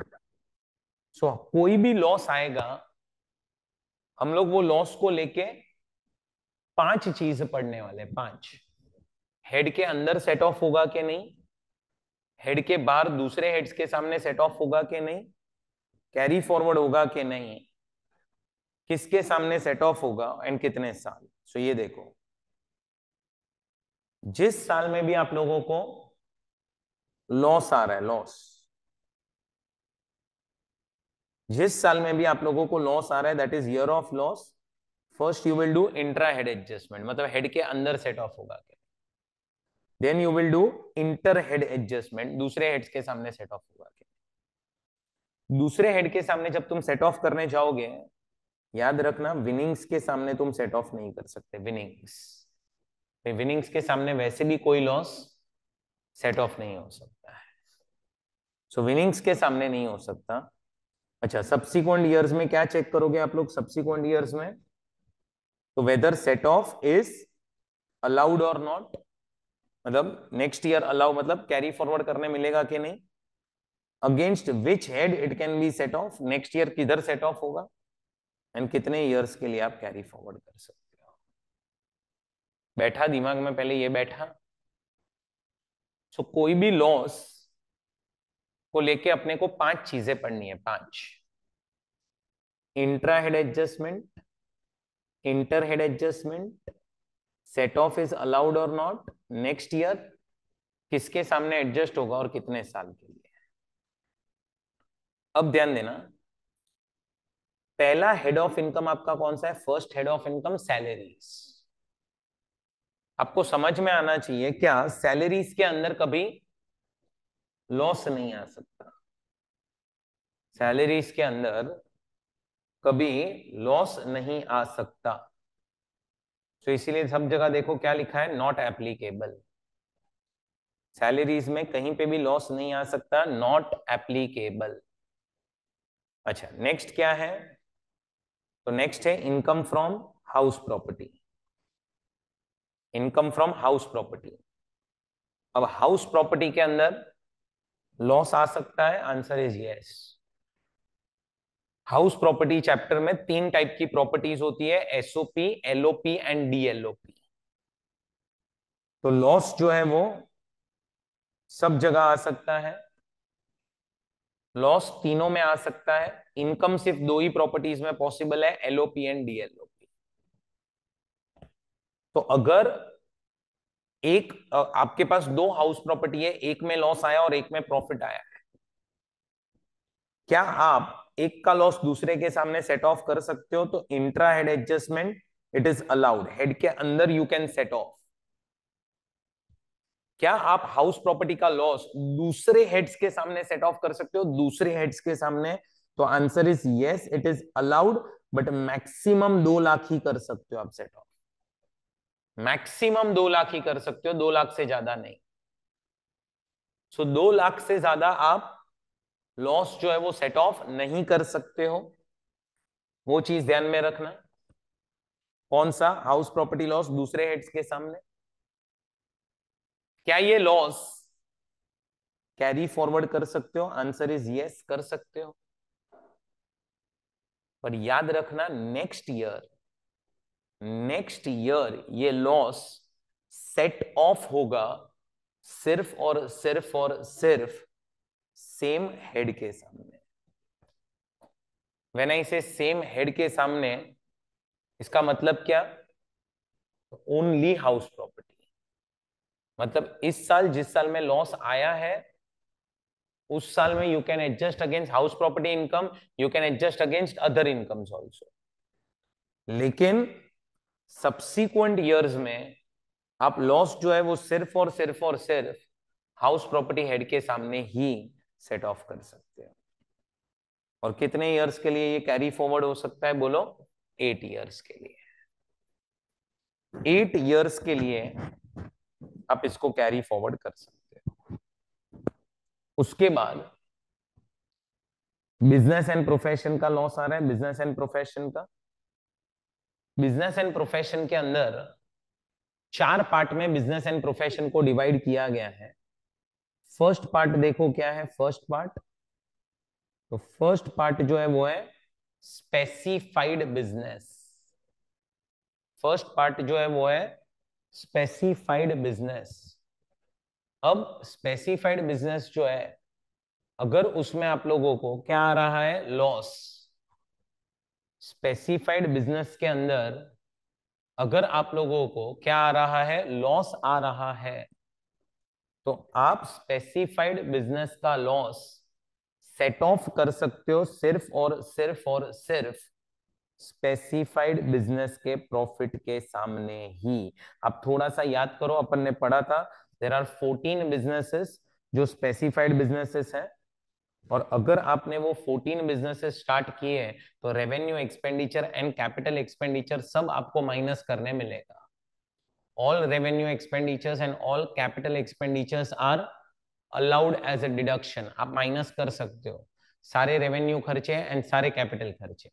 तो अब वो लोग ने क्या प्रोविजन बनाया है यहाँ पे कि आपका जो भी स्पेसिफाइड बिजनेस से लॉस होगा, आपका जो भी स्पेसिफाइड बिजनेस से लॉस होगा, वो लॉस आप सेट ऑफ कर सकते हो सिर्फ और सिर्फ और सिर्फ स्पेसिफाइड बिजनेस के प्रॉफिट के हिसाब में। अब तुम समझो, हम लोग एक हेड पढ़ रहे हैं। कौन सा हेड है वो? That is specified business. अब वो स्पेसिफाइड बिजनेस जो हेड है, ये सॉरी, हम लोग एक हेड पढ़ रहे हैं, that is business and profession. Business and profession के अंदर there is one category specified business, और स्पेसिफाइड बिजनेस में ही लिखा है कि उसका लॉस सिर्फ उसी के सामने सेट ऑफ होगा। अब तुम्हें समझ में आ रहा है? हेड के, ये हेड है, ये हेड है, हेड के अंदर एक कैटेगरी है, ये कैटेगरी के ही ऊपर, ये कैटेगरी के ऊपर ही एक रेस्ट्रिक्शन है कि loss from specified business you can set off only against profits of specified business. Loss from specified business you can set off only against profits of specified business. जब head के अंदर ही restriction है, थोड़ा सा दिमाग चलाओ, कहने से आप दूसरे हेड्स के सामने तो सेट ऑफ कर ही नहीं पाओगे ना। तो इसीलिए देखो क्या लिखा है, not allowed, not allowed. Yes, carry forward is allowed. जब करंट ईयर में you can set off only against specified business, तो next year also you can set off only against specified business. And कितने साल के लिए? So there is no time limit. Specified business का loss you can carry forward for life time. क्यों? क्यों life time के लिए? क्योंकि गवर्नमेंट आपको बोल रहा है ना कि सारे कैपिटल एक्सपेंडिचर आप पीएनएल में डेबिट करो। तो एक जगह पे वो लोग ऐसा बोले कि कैपिटल एक्सपेंडिचर आप पीएनएल में डेबिट करो, और दूसरी जगह पे वो लोग ये नहीं बोल सकते क्या कि अब हम तुम्हें ये लॉस 4 साल देंगे या 8 साल देंगे। सो वो हम नहीं बोल सकते। सो तुम समझो वो लॉस आपके लिए लाइफ टाइम हो चुका है। सेकेंड क्या लिखा है, पढ़ो। Speculative business. आप याद करोगे तो स्पेक्यूलेटिव बिजनेस का हमने एक डेफिनेशन पढ़ा था, 43(5) करके सेक्शन था बिजनेस एंड प्रोफेशन में। स्पेक्यूलेटिव ट्रांजैक्शन करके याद आ रहा है कुछ? तो स्पेक्यूलेटिव ट्रांजैक्शन अगर आप करोगे, तो स्पेक्यूलेटिव ट्रांजैक्शन के अंदर जो भी वो ट्रांजैक्शन से इनकम आएगी, उसको हम बोलेंगे speculative business income. Speculative business से अगर आप लोगों को लॉस आ रहा है स्पेक्यूलेटिव बिजनेस से, तो वो भी आप सेट ऑफ कहां कर सकते हो? सिर्फ और सिर्फ और सिर्फ स्पेक्यूलेटिव बिजनेस के प्रॉफिट के ही सामने सेट ऑफ कर सकते हो। सिर्फ स्पेक्युलेटिव बिजनेस के प्रॉफिट के ही सामने सेट ऑफ कर सकते हो, दूसरे हेड्स के सामने अलाउड ही नहीं है। क्यों? हेड के अंदर ही तुम समझ पा रहे हो तो रेस्ट्रिक्शंस है। जब हेड के अंदर ही रेस्ट्रिक्शंस हो तो कहने से हेड के बाहर तो 100% रेस्ट्रिक्शंस होने वाले हैं। कैरी फॉरवर्ड हो सकता है, answer is yes. Next year किसके सामने सेट ऑफ होगा? ऑब्वियसली स्पेसिफाइड बिजनेस के प्रॉफिट के ही सामने होगा। एंड कितने साल के लिए आप कैरी फॉरवर्ड कर सकते हो? 4 साल के लिए आप कैरी फॉरवर्ड कर सकते हो, 4 साल के लिए। बैठा इतना दिमाग में आप लोगों के? उसके बाद थर्ड आ रहा है non speculative business. Normal business, जो भी बिजनेस स्पेक्युलेटिव नहीं है एंड स्पेसिफाइड नहीं है, वो सब नॉन स्पेक्युलेटिव। अब जैसे स्पेसिफाइड तो 35 एडी में डिफाइंड है, 43(5) डिफाइंस स्पेक्युलेटिव बिजनेस। वो दोनों को छोड़ के बाकी जितने भी बिजनेस बच गए वो है नॉन स्पेक्युलेटिव। अब नॉन स्पेक्युलेटिव बिजनेस जो है, नॉन स्पेक्युलेटिव बिजनेस जो है उसके अंदर अगर आप लोगों को लॉस आ रहा है, नॉन स्पेक्युलेटिव बिजनेस में अगर आप लोगों को लॉस आ रहा है, you can set off this loss only, you can set off this loss against income from any business. It can be a specified business, it can be a speculative business, it can be a non-speculative business also. कोई भी business के सामने set of कर सकते हो, कोई भी business के सामने। अच्छा, क्या आप नॉन स्पेक्युलेटिव बिजनेस का जो लॉस है दूसरे हेड्स के सामने कर पाओगे set of? Yes, it is allowed, but एक हेड के सामने अलाउड नहीं है, दैट इज सैलरी। सैलरी के सामने अलाउड नहीं है। सो आप लॉस जो है वो सेट ऑफ कर सकते हो किधर? सारे हेड्स के सामने, एक्सक्लूडिंग एक्सक्लूडिंग सैलरी। अच्छा, नेक्स्ट कैरी फॉरवर्ड अलाउड है, answer is yes. Next year जरा देखो ना किसके सामने सेट ऑफ हो सकता है। तो नेक्स्ट ईयर आप सेट ऑफ कर सकते हो बिजनेस एंड प्रोफेशन की इनकम के सामने। इसका मतलब आप next year specified, speculative, non speculative सबके सामने कर सकते हो। वो चीज ध्यान में रखना, नेक्स्ट ईयर आप सबके सामने सेट ऑफ कर सकते हो, स्पेक्युलेटिव, नॉन स्पेक्युलेटिव एंड ये अपना स्पेसिफाइड। एंड उसके बाद कितने साल के लिए आप कैरी फॉरवर्ड कर सकते हो? 8 years, 8 साल के लिए आप ये लॉस को कैरी फॉरवर्ड कर सकते हो। एंड फोर्थ पॉइंट क्या आ रहा है? Fourth point unabsorbed depreciation. क्या आ रहा है फोर्थ पॉइंट? Unabsorbed depreciation. क्या है ये अनएब्सॉर्ब्ड डेप्रीसिएशन? तो आप अगर डेप्रीसिएशन सबसे लास्ट में माइनस करोगे, मैंने आपको पहले भी करवाया ये है, और उसके वजह से अगर लॉस आ रहा है उसको हम क्या बोलेंगे? Unabsorbed depreciation. याद आया ऐसा कुछ, अनएब्सॉर्ब्ड डेप्रीसिएशन? अब ध्यान से सुनो, एक पॉइंट और आप लोगों को बता ही देता हूं यहां पे। देखो, यहां से लेके यहां तक पढ़ो।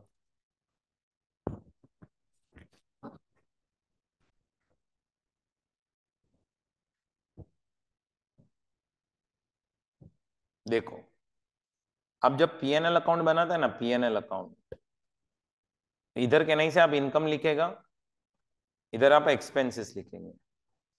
एक्सपेंसेस आपके, ये समझो इनकम 1000 है और ये 900 है एक्सपेंसेस। एक्सपेंसेस में ना 3 एक्सपेंसेस मत लिखना,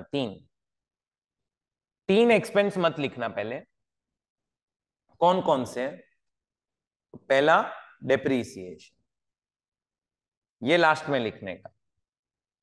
दूसरा capital expenditure on scientific research, capital expenditure on scientific research. And third capital expenditure on family planning, capital expenditure on family planning. ये 3 खर्चे सबसे लास्ट में माइनस करो, लास्ट में। अब अगर ये 3 खर्चे माइनस करने के पहले आपका प्रॉफिट कितना है, 100 रुपया है। और समझो ये तीन खर्चे आपने माइनस किए, ये तीन खर्चे आपने माइनस किए, 200 रुपया ये खर्चा था, 200 रुपया ये खर्चा था। 200 रुपया अगर ये खर्चा हुआ है, कैन आई से now it will result in a loss of 100, loss of 100। ये लॉस को हम क्या बोलेंगे, अनएब्सॉर्ब्ड डेप्रिसिएशन, अनएब्सॉर्ब्ड डेप्रिसिएशन। बैठा दिमाग में आपके, बैठा। और समझो उसके पहले ही लॉस आ चुका है, तो 1000 माइनस 900 वो जो खर्चा है, समझो 1000 माइनस 1100 होता तो 1100 होता, तो ये 200 डायरेक्ट बन जाता अनएब्सॉर्ब्ड डेप्रिसिएशन। और जो 100 रुपये पहले से ही आपका जो लॉस है उसको हम बोलते हैं बिजनेस लॉस। मतलब understand, unabsorbed depreciation is also business loss only, वो भी बिजनेस लॉस है, बट उस लॉस को आप अलग कर दो, उसको हम बोलेंगे अनएब्सॉर्ब्ड डेप्री। क्यों अनएब्सॉर्ब्ड डेप्री अलग करना है, क्योंकि अनएब्सॉर्ब्ड डेप्री के जो रूल्स है ना, rules as compare to non business loss, वो थोड़े से अलग है। क्या अलग है, छोटा सा ही डिफरेंस है, ध्यान देना कि अनएब्सॉर्ब्ड डेप्रिसिएशन करंट ईयर में हेड के अंदर तो अलाउड ही है, दूसरे हेड्स के अंदर भी अलाउड है एक्सेप्ट सैलरी। ये देखो ना, कॉमन ही है दोनों में, कैरी फॉरवर्ड भी हो सकता है। बस अनएब्सॉर्ब्ड डेप्रिसिएशन में गवर्नमेंट ने आपको फायदा दिया है। फायदा number 1, next year you can set off against any head of income except salary, and next year carry forward जब करना होगा तो you can carry forward for infinite. Difference यहां पे, डिफरेंस, डिफरेंस यहां पे, डिफरेंस, ये डिफरेंस है। अच्छा, अब इधर ध्यान देना सब लोग। अब अनएब्सॉर्ब्ड डेप्रिसिएशन में आपको थोड़ा सा एडवांटेज मिल रहा है। क्या एडवांटेज मिल रहा है कि unabsorbed depreciation you can set off against, you can set off against any head of income in subsequent years also except salary. अच्छा, अब तुम देखोगे तो रूल क्या बनाया गया है कि बिजनेस का जो लॉस है, business loss, you can not set off against salary, ये अलाउड नहीं है। सिर्फ आपको थोड़ा सा बैकग्राउंड दे देता हूं, होता क्या था। सी अभी आप लोग सब आर्टिकलशिप में देखते ही हो कि सैलरी एक ऐसी चीज है ना जिसमें ज्यादा प्लानिंग पॉसिबल नहीं है। इसमें ज्यादा प्लानिंग मतलब टैक्स प्लानिंग, दो तीन चीजें छोड़ के कहने से कोई आप टैक्स प्लानिंग नहीं कर सकते हो। जबकि आप बिजनेस एंड प्रोफेशन हेड देखो, कहने से लोग उधर खर्चे में कुछ भी खर्चे डाल सकते हैं। सो आप अगर बोलोगे तो ज्यादा प्लानिंग टैक्स की कहां पॉसिबल है, बिजनेस में। सैलरी अर्नर इतना टैक्स का प्लानिंग नहीं कर पाएगा। अब सोचो जो लोग बड़े बड़े लेवल पे काम कर रहे हैं, जिनकी समझो सैलरी इनकम ही 3 करोड़ है, अब इसमें से सारे एग्जम्पशंस डिडक्शंस ये वो ले लेके भी कहने से टैक्सेबल सैलरी इनकम, टैक्सेबल समझो के 2.5 करोड़ हुई, उससे ज्यादा ही होगी बट 2.5 करोड़ आप ले लो, चलो टैक्सेबल सैलरी इनकम। उसको जो कंपनी से पैसा मिल रहा है वो 3 करोड़ है, बट उसमें से टैक्स लग रहा है 2.5 करोड़ पे। क्यों? अरे एचआरए का एग्जम्पशन ले लिया, 50,000 स्टैंडर्ड डिडक्शन ले लिया, तो ये सब मिला के कहने से सारे डिडक्शन एग्जम्पशन लेने के बाद 2.5 करोड़ बचा, एग्जाम्पल। अब 2.5 करोड़ रुपए की सैलरी इनकम पे तुम सोचो टैक्स कितना लगेगा। 30% टैक्स, सरचार्ज लग जाएगा, एचईसी लग जाएगा। लोग क्या करते थे, मैं पास्ट की बात कर रहा हूं, पास्ट की। लोगों को है ना अपनी सैलरी इनकम कम करनी है। मैं हिस्ट्री बता रहा हूं, पास्ट में क्या होता था। लोगों को अपनी सैलरी इनकम कम करनी है, कम दिखानी है। लोग क्या करते थे, मैं पास्ट की बात कर रहा हूं, लोग क्या करते थे, ऐसा बोलते थे कि हमें सैलरी इनकम तो आ ही रही है, साथ साथ में हमारा खुद का एक बिजनेस भी है, और ये बिजनेस में कैश इनकम्स दिखा के, कैश एक्सपेंसेस दिखा के लॉस बुक किया जाता था, और ये लॉस इसके सामने सेट ऑफ किया जाता था। पर्पस क्या है? Purpose is to reduce salary income.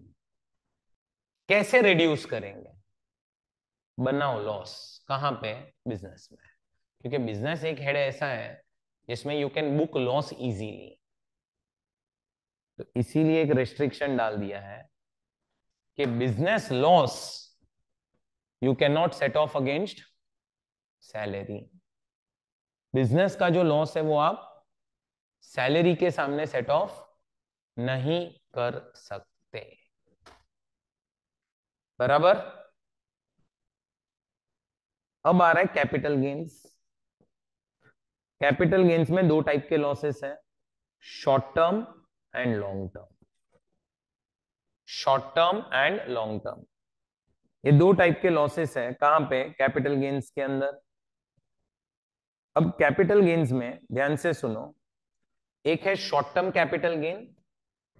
तो शॉर्ट टर्म कैपिटल गेन जो है, मतलब शॉर्ट टर्म कैपिटल गेन मतलब लॉस आ रहा है यहाँ पे, तो शॉर्ट टर्म कैपिटल लॉस आ रहा है अगर आपको, तो वो कहां सेट ऑफ हो सकता है?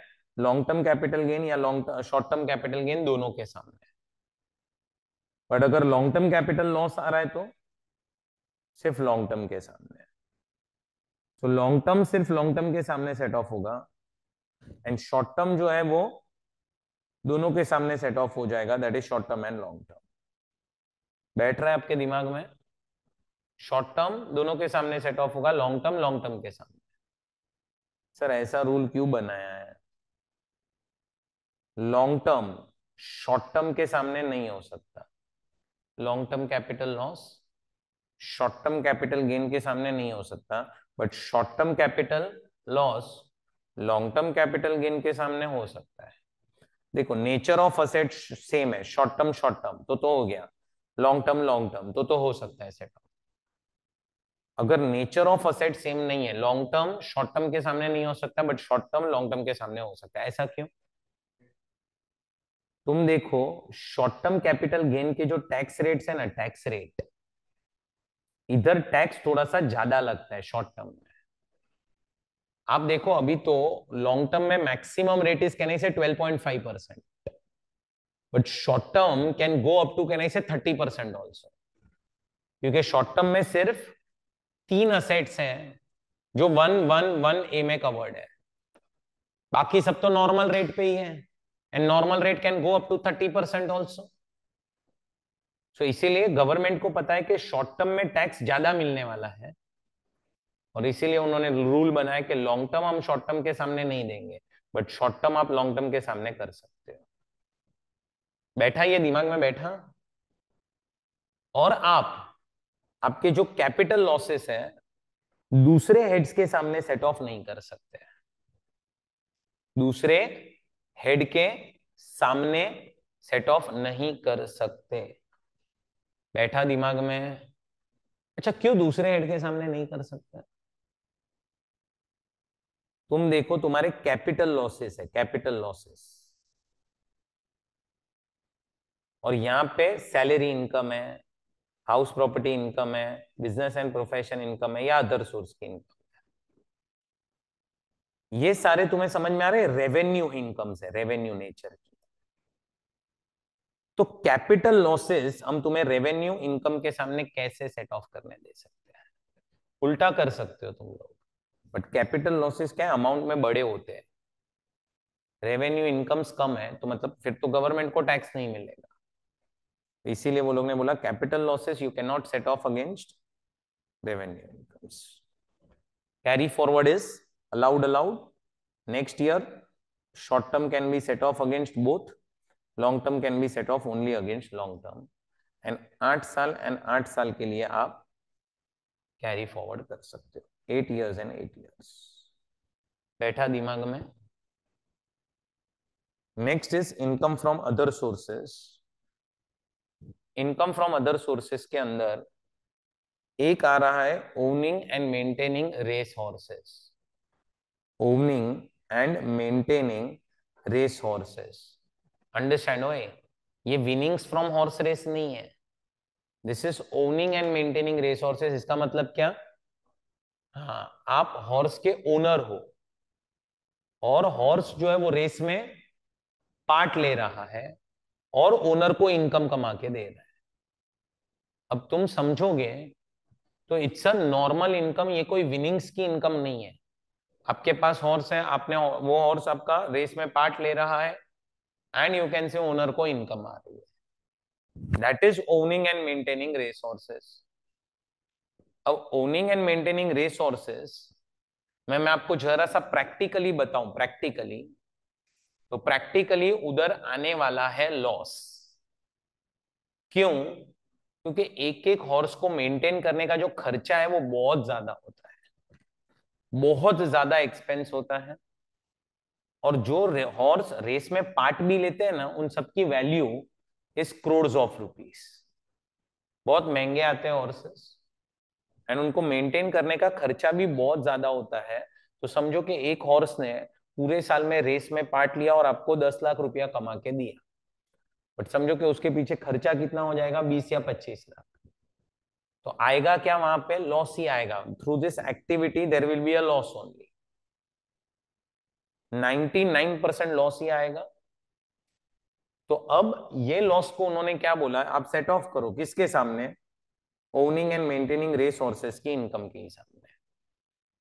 ये नॉर्मल इनकम है, कोई विनिंग्स की इनकम नहीं है। बट हाँ, अगर हॉर्स ने रेस में पार्ट लिया, हॉर्स ने रेस में पार्ट लिया और रेस चल रहा है और आपने पैसा लगाया, तो that is winnings from horse races, that is winnings from horse races. बैठ रहा है आपके दिमाग में, बैठ रहा है सब कुछ? सो आप ये चेक करो, owning and maintaining race horses है कि विनिंग्स है? Owning and maintaining race horses है तो उसका loss you can set off only against owning and maintaining race horses. अब जब हेड के अंदर ही रेस्ट्रिक्शन है तो दूसरे हेड के सामने ये लॉस अलाउड नहीं होगा। कैरी फॉरवर्ड कर सकते हो, यस कर सकते हो।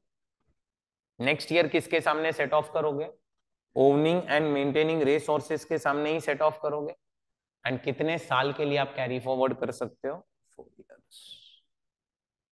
4 इयर्स के लिए आप इसको कैरी फॉरवर्ड कर सकते हो। गया भेजे में आपके। एंड लास्ट अदर लॉसेस देखो, अदर सोर्सेस के अंदर अदर लॉसेस देखो। ओएमआरएच को छोड़ दो, बाकी कोई लॉस आया, हेड के अंदर अलाउड है, हेड के बाहर भी अलाउड है, कैरी फॉरवर्ड अलाउड नहीं है। कैरी फॉरवर्ड और सब जो है वो अलाउड नहीं है। क्लियर? अब नीचे एक नोट आ रही है, note, losses of current year are adjusted first and then brought forward losses are to be adjusted. अब I'll give you 2 examples, ध्यान से समझो। एग्जाम्पल नंबर 1, अभी चल रहा है प्रीवियस ईयर 24-25। समझो आपको हाउस प्रॉपर्टी 1 में लॉस आया है 1.8 lakhs का एंड हाउस प्रॉपर्टी 2 में प्रॉफिट आया है 50,000 का। बिजनेस एंड प्रोफेशन के अंदर 40,000 का प्रॉफिट है। अब तुम समझो ये डेटा मैंने आपको करंट ईयर का दिया है,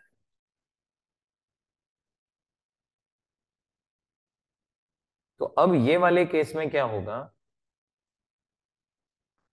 हाउस प्रॉपर्टी 1 का जो लॉस है,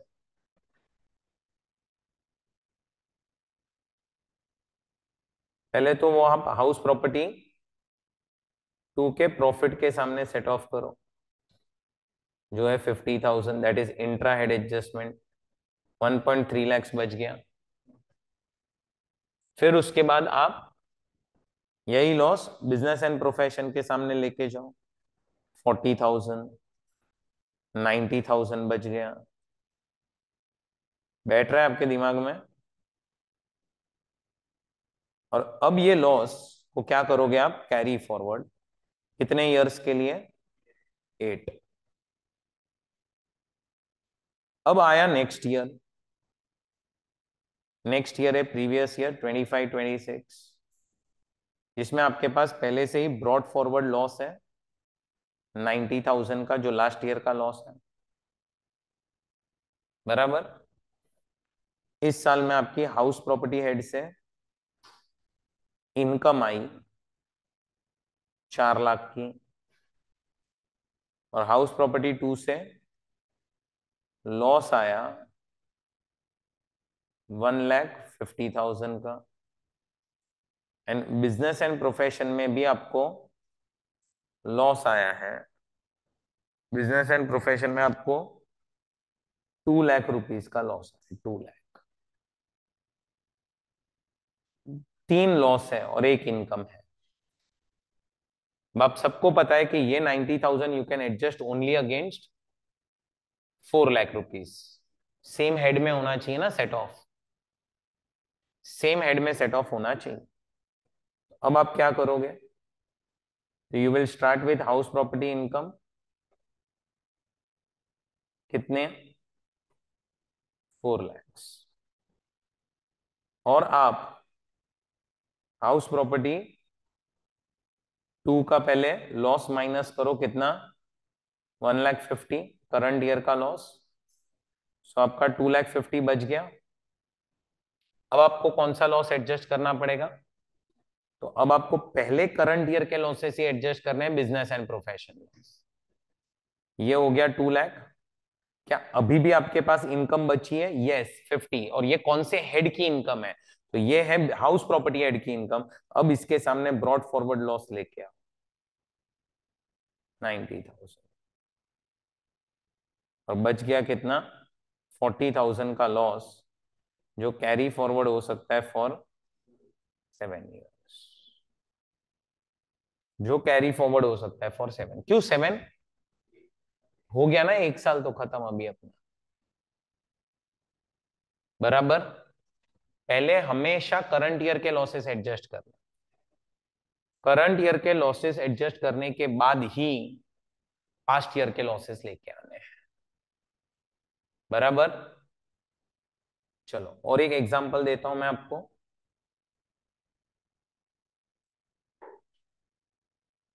समझो आपको मैंने दिया है प्रीवियस ईयर 24-25 है, बिजनेस एंड प्रोफेशन में देर इज लॉस, नहीं बिजनेस एंड प्रोफेशन में sorry there is profit before डेप्री।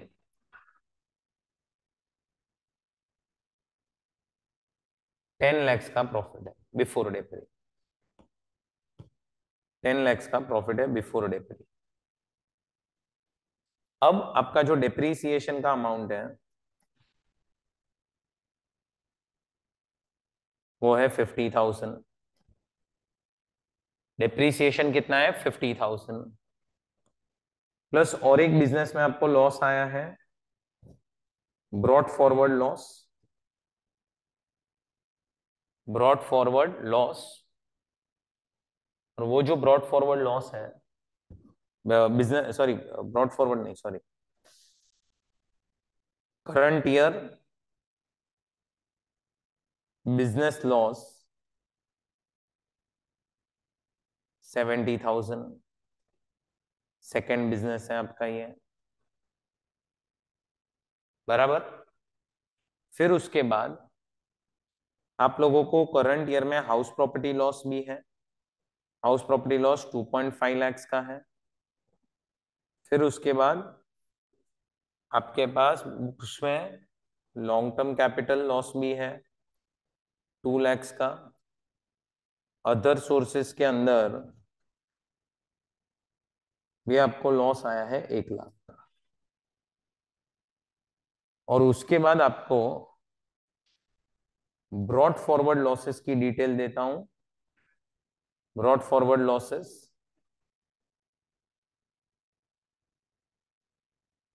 Business loss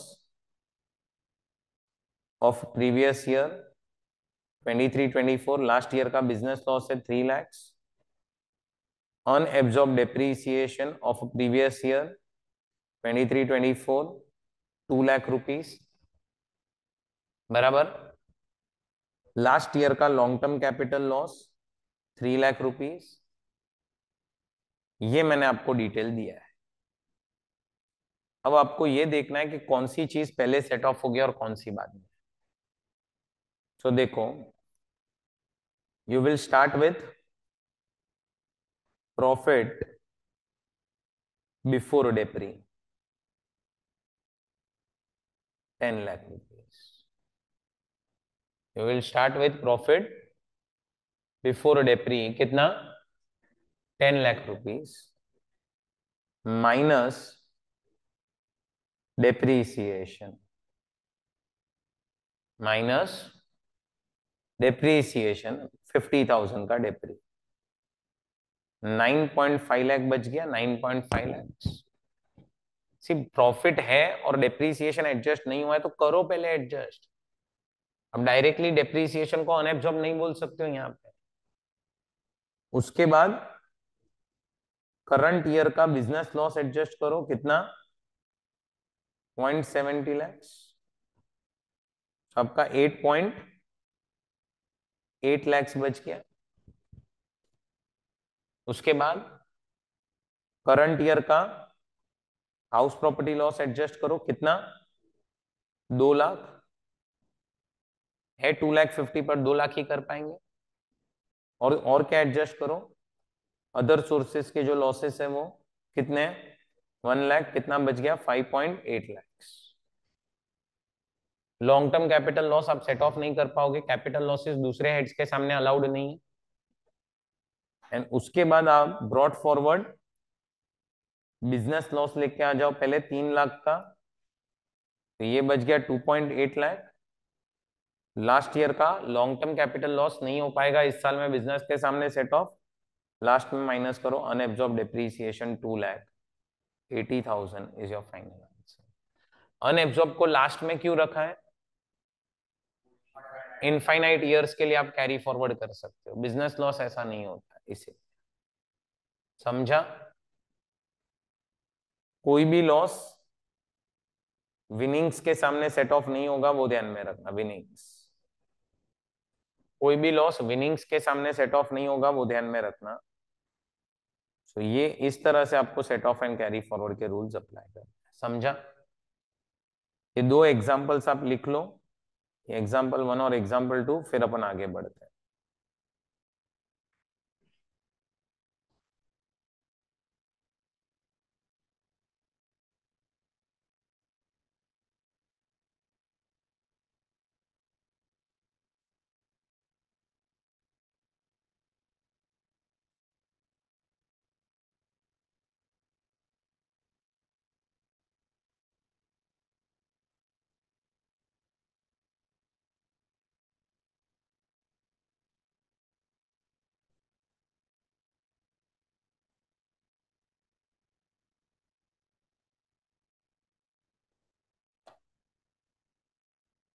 done, okay. अब है ना,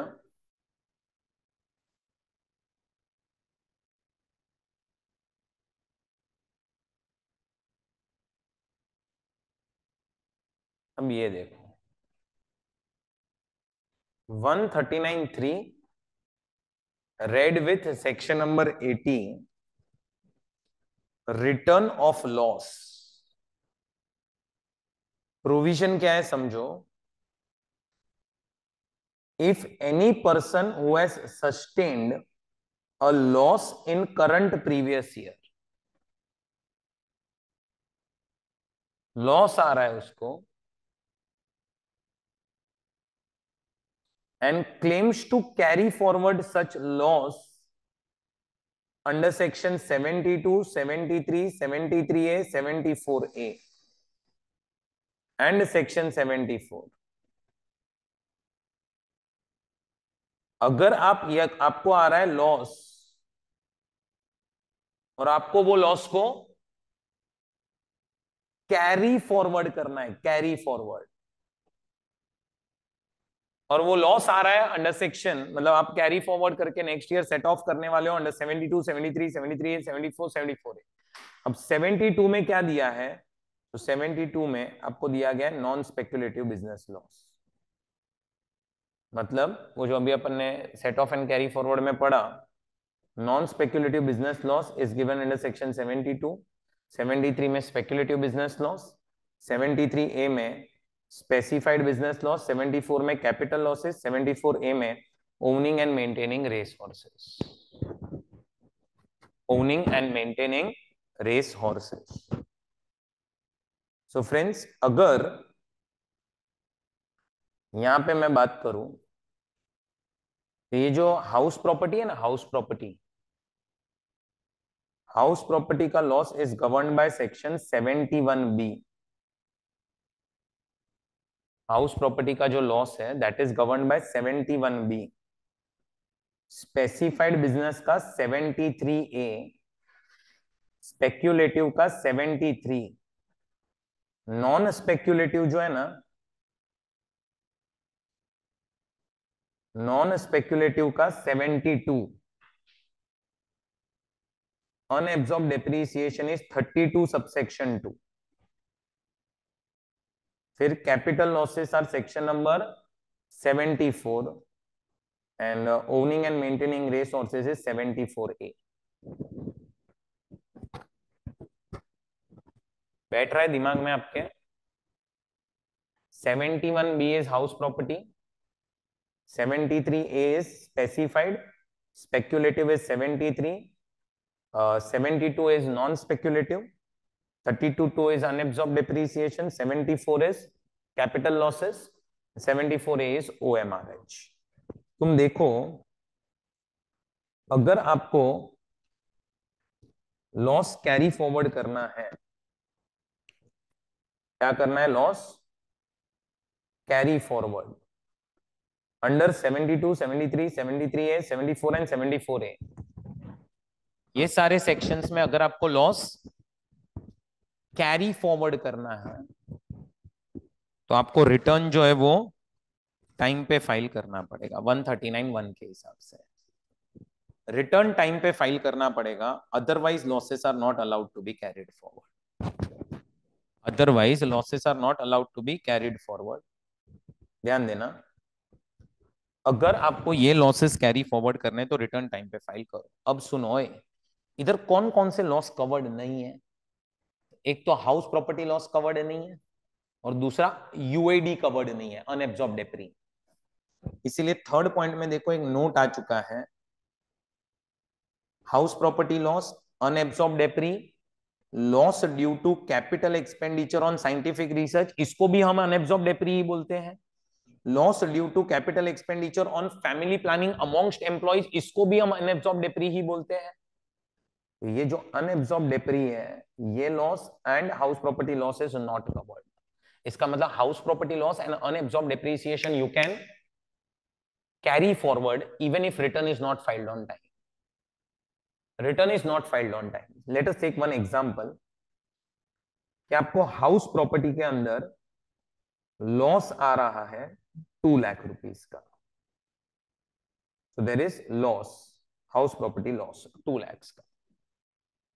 एंड बिजनेस एंड प्रोफेशन में आपको इनकम आई है 1.8 lakhs की। आपका जो ड्यू डेट है ऑफ फाइलिंग रिटर्न, आपका जो ड्यू डेट है ऑफ फाइलिंग रिटर्न वो है 31 जुलाई 2025, और आपका जो प्रीवियस ईयर है वो है 24-25। अब समझो कि रिटर्न इज फाइल्ड ऑन, मैं 3 एग्जांपल ले रहा हूं, 22 जुलाई 25, सेकेंड 31 जुलाई 25 एंड थर्ड 15 दिसंबर 25। अब हाउस प्रॉपर्टी में लॉस आ रहा है और बिजनेस में इनकम है। पहला तो क्वेश्चन ये आता है कि क्या आप ये लॉस को सेट ऑफ कर पाएगा कि नहीं। तो अगर रिटर्न आपने 22 जुलाई को फाइल किया तो कर पाएगा सेट ऑफ, यहां पे भी कर पाएगा सेट ऑफ, और यहां पे भी कर पाएगा सेट ऑफ। सेट ऑफ में कोई रेस्ट्रिक्शन नहीं है। रेस्ट्रिक्शन किसमें? Carry forward. अच्छा, क्या आप ये लॉस कैरी फॉरवर्ड कर पाएगा? फर्स्ट केस में यस, सेकंड केस में भी यस, थर्ड केस में भी यस। क्यों? अरे हाउस प्रॉपर्टी लॉस है, हाउस प्रॉपर्टी लॉस पे ये प्रोविजन ही अप्लाई नहीं होता। सेकेंड एग्जांपल देखो, अगर आपको हाउस प्रॉपर्टी के अंदर इनकम आ रही है 2 लाख की और बिजनेस एंड प्रोफेशन के अंदर लॉस आ रहा है आप लोगों को 4 लाख का, आपका जो ड्यू डेट है of filing return is 31st July 25 and return is filed on 1 2 3 22nd July 25, 31st July 25, 10th December 25। अब आप क्या बिजनेस लॉस हाउस प्रॉपर्टी के सामने सेट ऑफ कर पाएगा? सेट ऑफ, तो answer is yes, yes and yes. क्या आप बिजनेस लॉस कैरी फॉरवर्ड कर पाएगा? हाउस प्रॉपर्टी सेट ऑफ करने के बाद कैरी फॉरवर्ड और 2 लाख का लॉस बचेगा, तो answer is yes, yes and no. बैठा दिमाग में?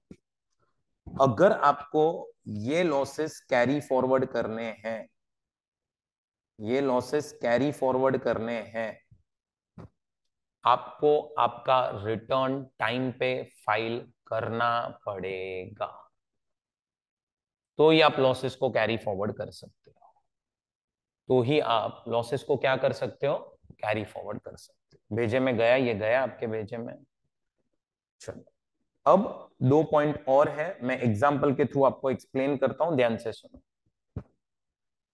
समझो अभी प्रीवियस ईयर चल रहा है 24-25 and there is business and profession में loss of 4 lakh and house property में there is income of 1 lakh and there is long term capital gain of 1 lakh.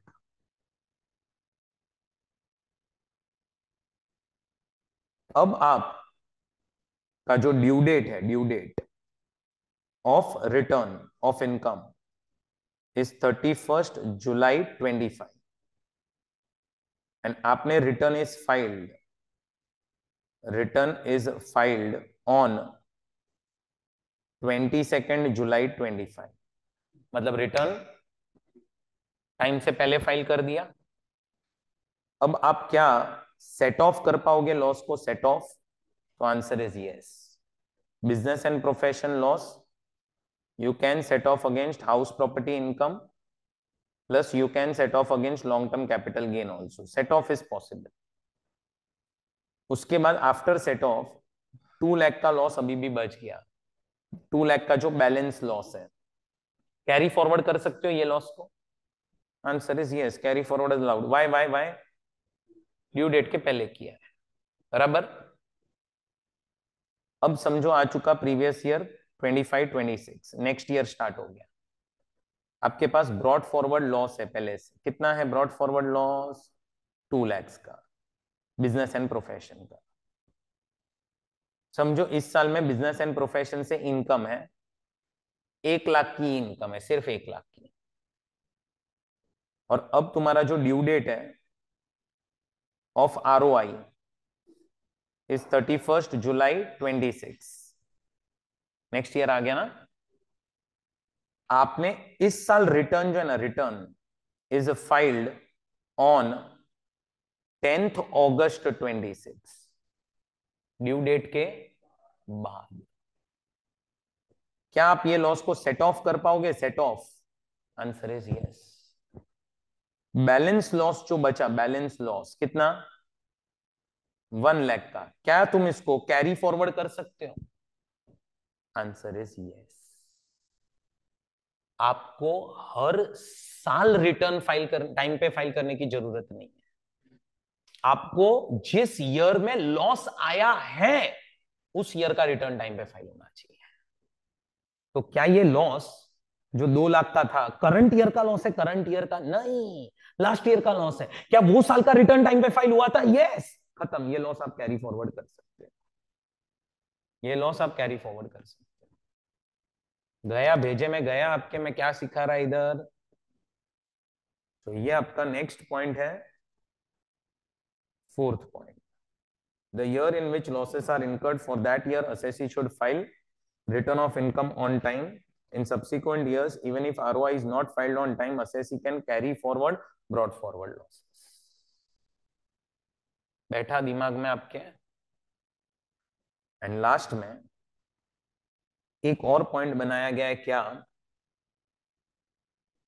कि loss can be carried forward even if ROI is filed after due date. मतलब आपने return late file किया, belated return है आपका, तो भी वो लोग बोल रहे हैं कि हम लॉस कैरी फॉरवर्ड करने देंगे, लेकिन फिर आपको है ना एक जो कंसर्न अथॉरिटी है उसको एप्लीकेशन करना पड़ेगा और बताना पड़ेगा कि आपका केस जेन्युइन केस था रिटर्न लेट फाइल करने का। अगर आपका लॉस 10 लाख या उससे कम है तो आपको एप्लीकेशन किसको करना पड़ेगा? सीआईटी या फिर पीसीआईटी को। पता है वो कल अपन ने इनकम टैक्स अथॉरिटी का हायरार्की देखा था। लॉस अगर 10 लाख से ज्यादा है, 50 लाख या उससे कम है, तो फिर सीसीआईटी या पीसीसीआईटी, एंड नहीं तो 50 लाख या 50 लाख से ज्यादा है तो सीबीडीटी के पास। ये एक सर्क्यूलर है जो 9/2015 में दिया गया है। तो ये आपके मॉड्यूल में कवर्ड नहीं है सर्क्यूलर, बट आप अगर रिटर्न फाइल करने में लेट हो जाते हो एंड कोई जेन्युइन रीजन की वजह से लेट हो रहे हो तो फिर आप लोग ये अथॉरिटीज को एप्लीकेशन कर सकते हो। बैठा दिमाग में? अब पहले तो जो मैंने एग्जांपल्स दिए आपको यहाँ पे, क्या आप कॉपी कर लेंगे?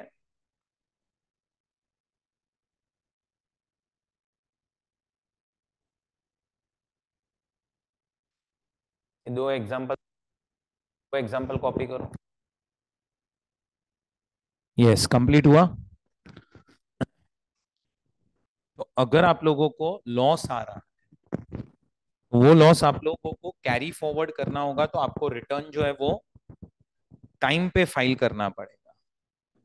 बस भूलना नहीं, house property loss and unabsorbed depreciation के केस में आपने रिटर्न टाइम पे फाइल किया हो या आपने रिटर्न टाइम पे फाइल ना किया हो, उसे फर्क नहीं पड़ेगा, आपको लॉस कैरी फॉरवर्ड करने तो भी मिलेगा। सो ये देखो यहाँ पे नीचे आप लोगों को एक केस लॉ भी दिया है, बकवास है वो केस लॉ, पढ़ लो एक बार, कुछ रेलेवेंट नहीं है।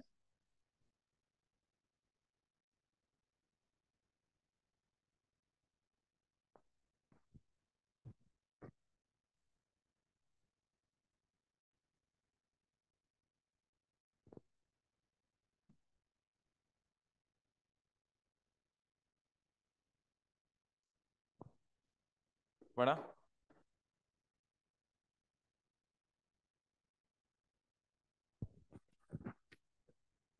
बराबर।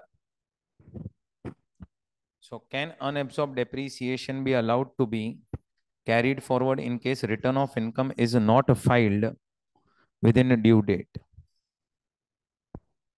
So the High Court held that unabsorbed depreciation will be allowed to be carried forward to a subsequent year, even though return of income of current assessment year was not filed within the due date.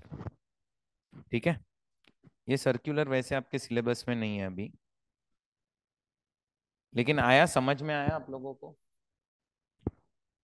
अब मैं क्या बोल रहा हूं, अगर आपको ऐसा बोला जाए कि आपने रिटर्न फाइल किया है under section 139(3), return is filed under section 139(3), ऐसा लिखा हो अगर, इसका मतलब क्या हुआ? रिटर्न इज फाइल्ड अंडर 139(3) का मतलब, कैन आई से this is return under 139(1) only? Because return under 139(3), you will obviously file on time before due date. It is 139(1) return only. So return ये टाइम पे फाइल हुआ है तो इसीलिए वो 139(1) रिटर्न ही कंसिडर किया जाता है। So वो चीज ध्यान में रखना, return file under section 139(3) is return filed under section 139(1) only। बराबर? चलो अब यहाँ पे ध्यान दो, एक और सेक्शन कंप्लीट करते हैं और फिर लेक्चर एंड करते हैं बिलेटेड रिटर्न करके। क्या है belated return? 139 subsection 4। Belated return का मतलब क्या? कि आपने रिटर्न लेट फाइल किया है, लेट। ऐसे रिटर्न को हम क्या बोलेंगे? Belated return. अब प्रोविजन क्या है कि आप बिलेटेड रिटर्न फाइल करो, उसमें कोई प्रॉब्लम नहीं है, लेकिन बिलेटेड रिटर्न फाइल करने का भी कुछ ना कुछ टाइम लिमिट हो। टाइम लिमिट तो होगा ही, साथ साथ में कुछ डिसएडवांटेजेस भी होंगे ऑफ फाइलिंग बिलेटेड रिटर्न। तो अब पहली चीज टाइम लिमिट क्या है, और दूसरी चीज डिसएडवांटेजेस क्या है। अच्छा, अब देखो, जब भी तुम डिपार्टमेंट के साथ कोऑपरेट नहीं करोगे ना, कोऑपरेट, तो डिपार्टमेंट आपका असेसमेंट करेगा। उस असेसमेंट को हम क्या बोलते हैं? Best judgment assessment. इसका मतलब क्या? नॉर्मली असेसमेंट कैसे होता है?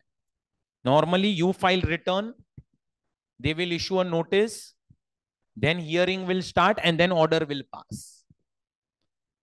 But if suppose assessee is not cooperating with income tax department,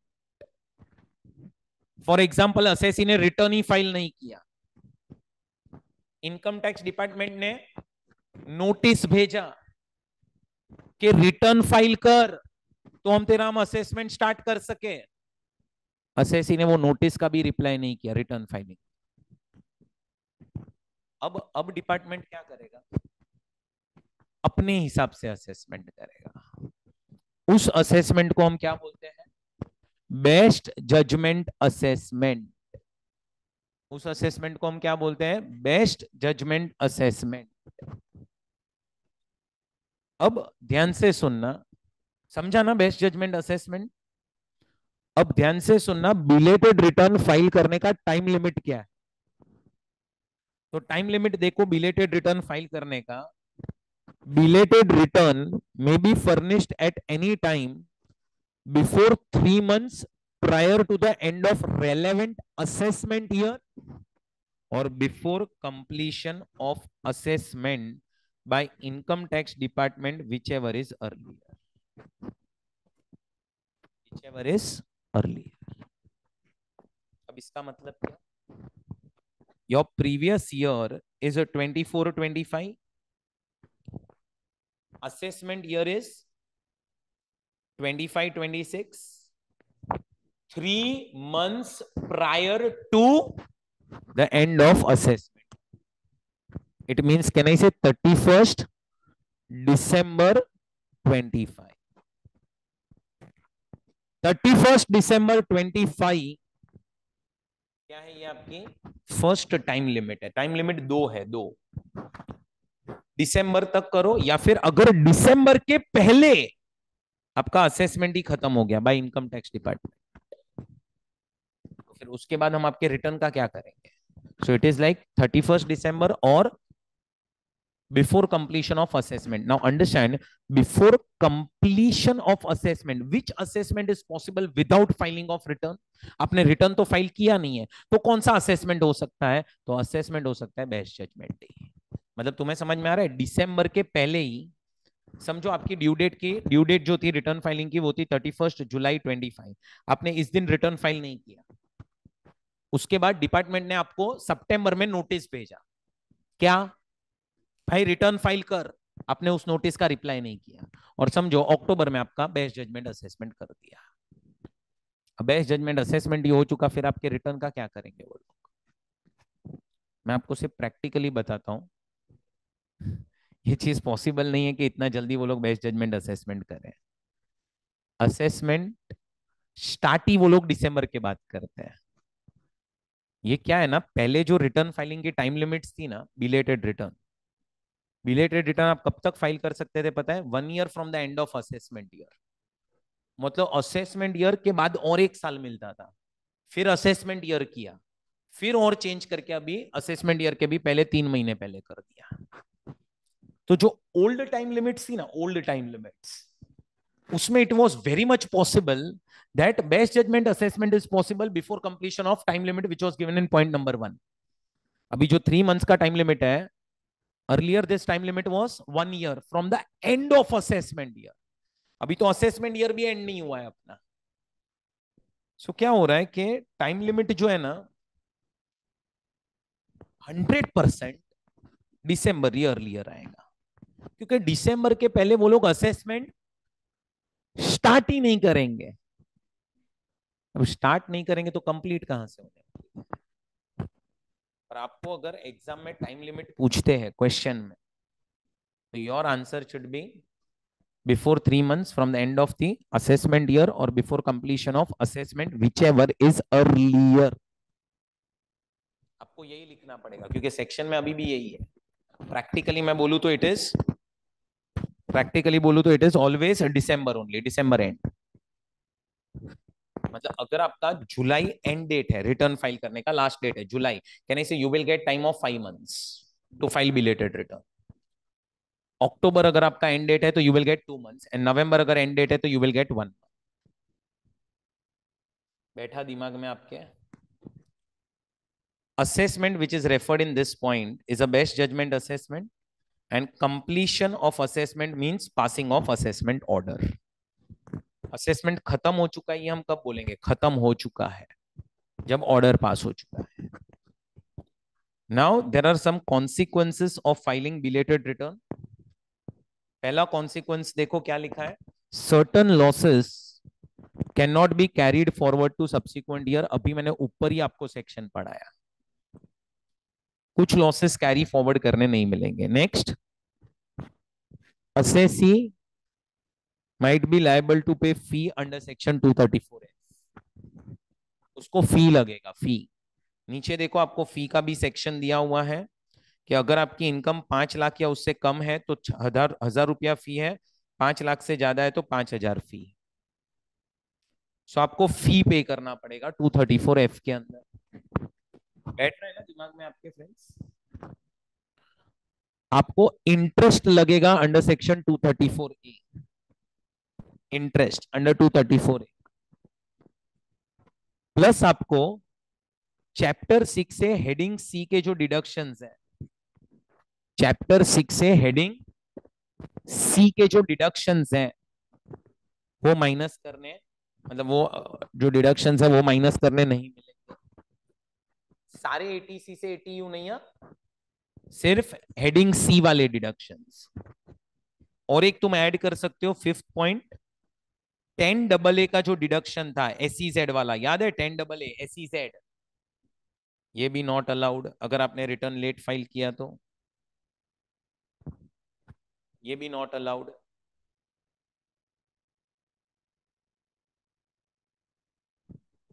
तो आपके टोटल 5 डिसएडवांटेजेस है of filing belated return, 5। certain losses computed cannot be carried forward for set off to subsequent years, that is you can refer 139(3) there। Next क्या लिखा है, तो next लिखा है assessee might be liable to pay fee under section 234F, interest आएगा 234A, chapter 6 से heading सी के deductions नहीं मिलेंगे, एंड 10AA का डिडक्शन नहीं मिलेगा। तो ये सारे डिसएडवांटेजेस है। समझ में आ रहा है ना आप लोगों को? टाइम लिमिट समझाना, मेन तो टाइम लिमिट समझा, 3 months from the end of assessment year और before completion of assessment by income tax department, whichever is earlier। बोलो हुआ ये क्लियर? सो आपने आज के दिन क्या क्या पढ़ा है? 139 सबसेक्शन 1 पढ़ा, बड़ा सेक्शन था ये भी, फिर 139(3) एंड 139(4), साथ साथ में अपना सेट ऑफ का भी वो पार्ट कंप्लीट हो गया, set of and carry forward. 139(1) is compulsory filing of return, 139(3) return of loss, and 139(4) belated returns। समझा? सो ये आपका 3 सेक्शंस आज कंप्लीट हुआ, बाकी का अपन आगे कल कंटिन्यू करेंगे आगे के सेक्शंस के लिए, ठीक है? चलो bye bye friends, thank you.